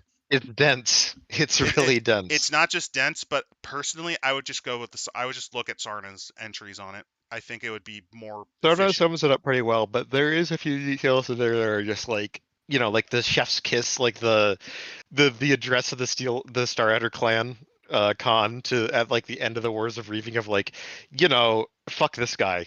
Just really fuck this guy. I think He's a Squirrel Killer self-serving actually piece of shit. explained something that I think would have been a good idea. Crunch interspacing the lore dump. I think that would have helped. Uh, On the one I'm hand, maybe 50-50 on that. I it would make it even harder to read, but on the other hand, it would actually break up the monotony. like if you put a section on protomechs and then a section on battlemechs, like in the middle as they're explaining what the society does, they have a whole section on how does the society work, why is it like this, what's going on with it. But So, an example I would maybe do is when they talk about what the about bombing the Cum Temple, you might include the genetic tampering stuff that they included in this section, just to kind yeah, of give a mental break and to break it up.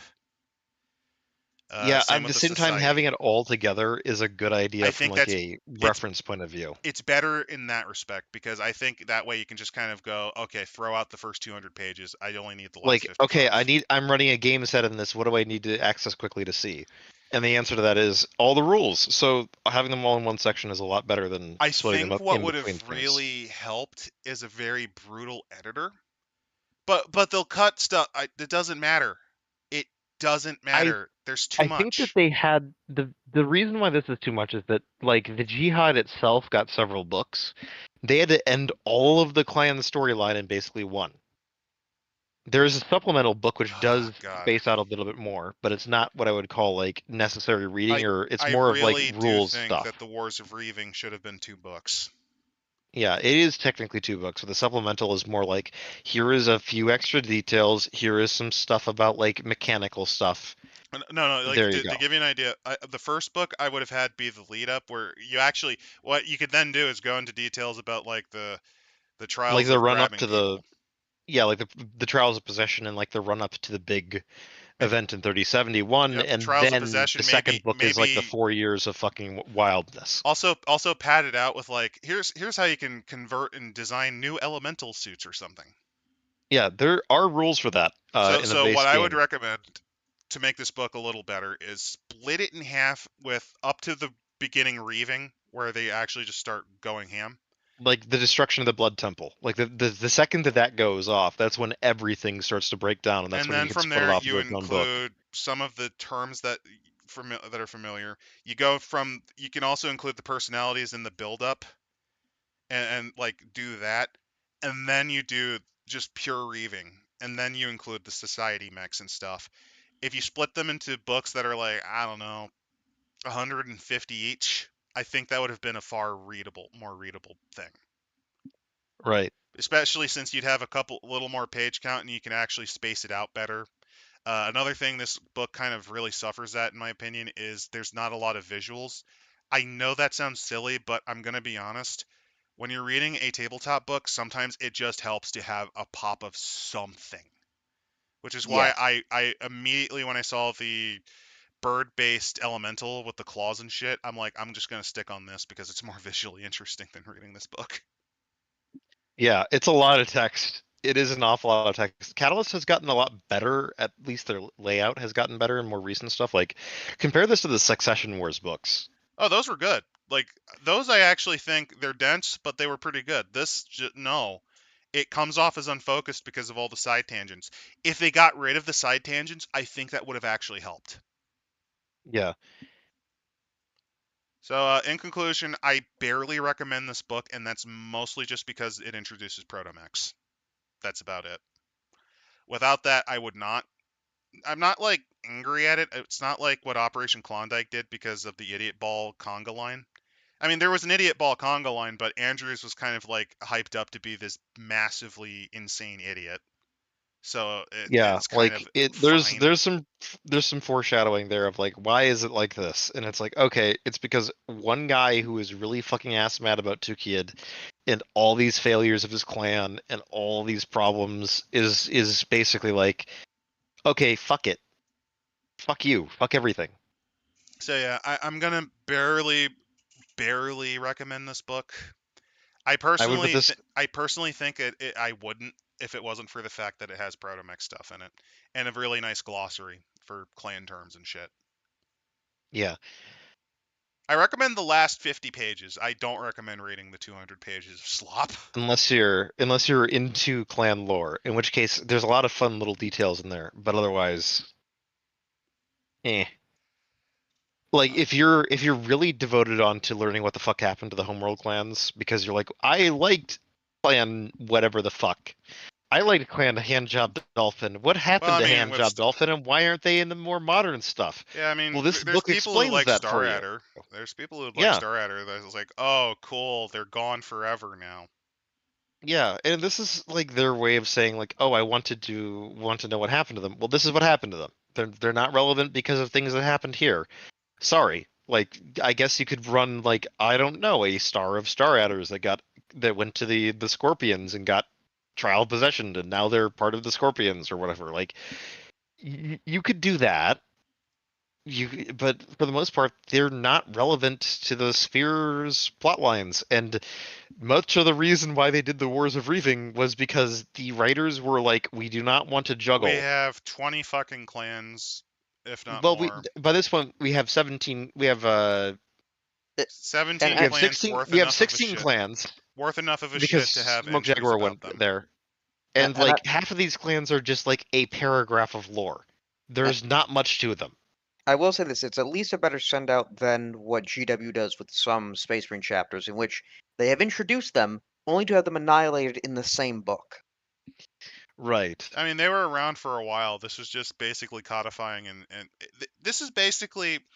I will say this, for all that people shit on the WizKids era, this Jihad era, I Yeah. think this was probably the smartest way to actually simplify everything that you could have done. Yeah, it's simple. It basically made it so that it's This like, is okay, way why better than aren't we what doing anything with Vampire the 5th Edition homeworlds? did. Yeah, why aren't we doing anything with the homeworlds? Why are they basically irrelevant?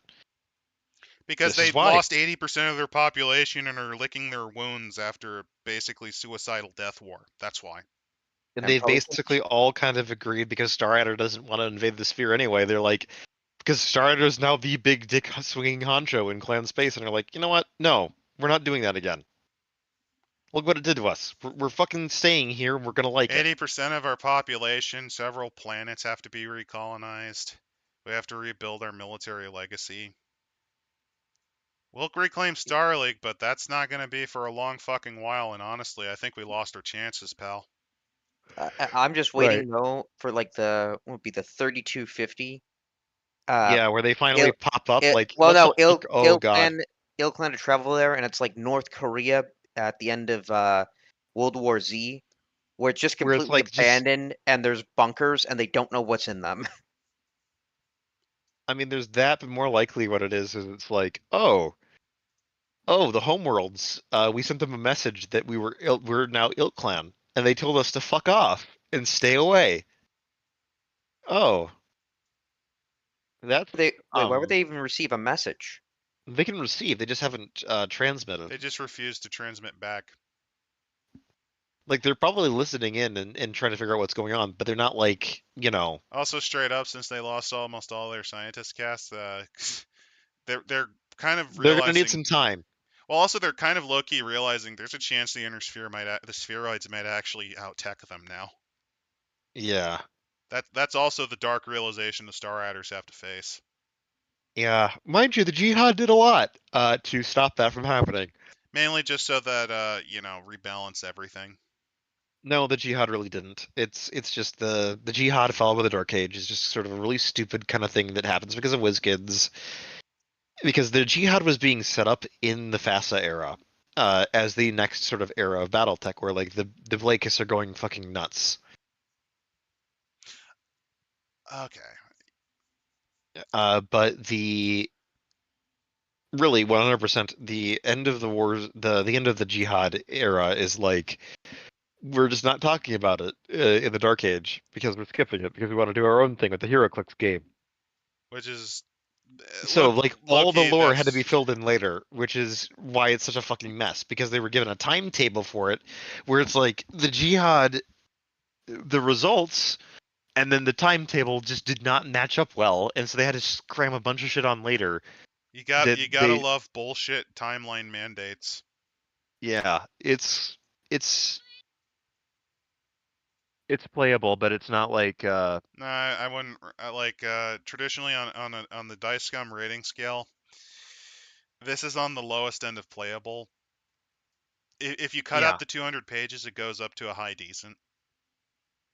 A high decent. I wouldn't quite call it good. I like the stuff they add. It's just there's better books in the BattleTech line. There's just way better there's books. not just better books, there's books that are just better designed. Yeah, and in terms of design, this is trash. It's not a trash fire. It's just garbage. So yeah, all in all, I keep yo-yoing because I have to stop myself saying I technically kind of recommend it, but only for the back. I like first I instinct. recommend it only if you're interested in the clans in BattleTech. I recommend it only if you like Protomex, and even then you can just get articles elsewhere. Like, I like the society stuff. It's fun. It is cool. It's also you can't ever use it in a normal game of BattleTech because someone will be like, "But the lore says it can't be." Fuck you. But the lore. As I want to run, I am. This is a Clan Goliath Scorpion thing that got traded into the Inner Sphere because they were like, "Yeah, we want burritos." Fuck you. That's why it's in my mercenary company. Also, lore. Fuck your lore. That's the lore. It is the burrito mech. Fuck you. It will have a burrito painted on the miniature. I've 3D printed for it. Just like that is that does actually lead to one of the things I personally am a big fan of. It's your table. and the whole point of these types of settings are you can modify them as you will. Like the whole point is like you can be like, well, These are your that guys. faction doesn't have those mechs, and it's like, yeah, no, they do because they salvaged them. They don't They salvage produce them in them, the but they aftermath of a salvaged them. battle. This would be like, wait, why does this regiment of mechs have a couple of clan mechs? Because they survived. They took it from one of the meat grinder invasion points. They were Yeah, able like to they were able to, refigure them. yeah, they were able to salvage them, or they got them through buying them off of Clan Sea Fox, because Sea Fox is like, hello, spheroids, we will trade you one assault mech for 30 liters of water, because we need the water. Do not ask questions of where the assault mech came from. Thank you, goodbye. And it's like, it's only the one. Calm the fuck down. It's like a fucking like piece of It's shit beat to hell one, it's a but it's beat to still an shell assault mech. It's a beat to shell piece of shit one. It's the only assault mech we got, and it's also given to our fucking XO because It's he also, leads the yeah, assault line.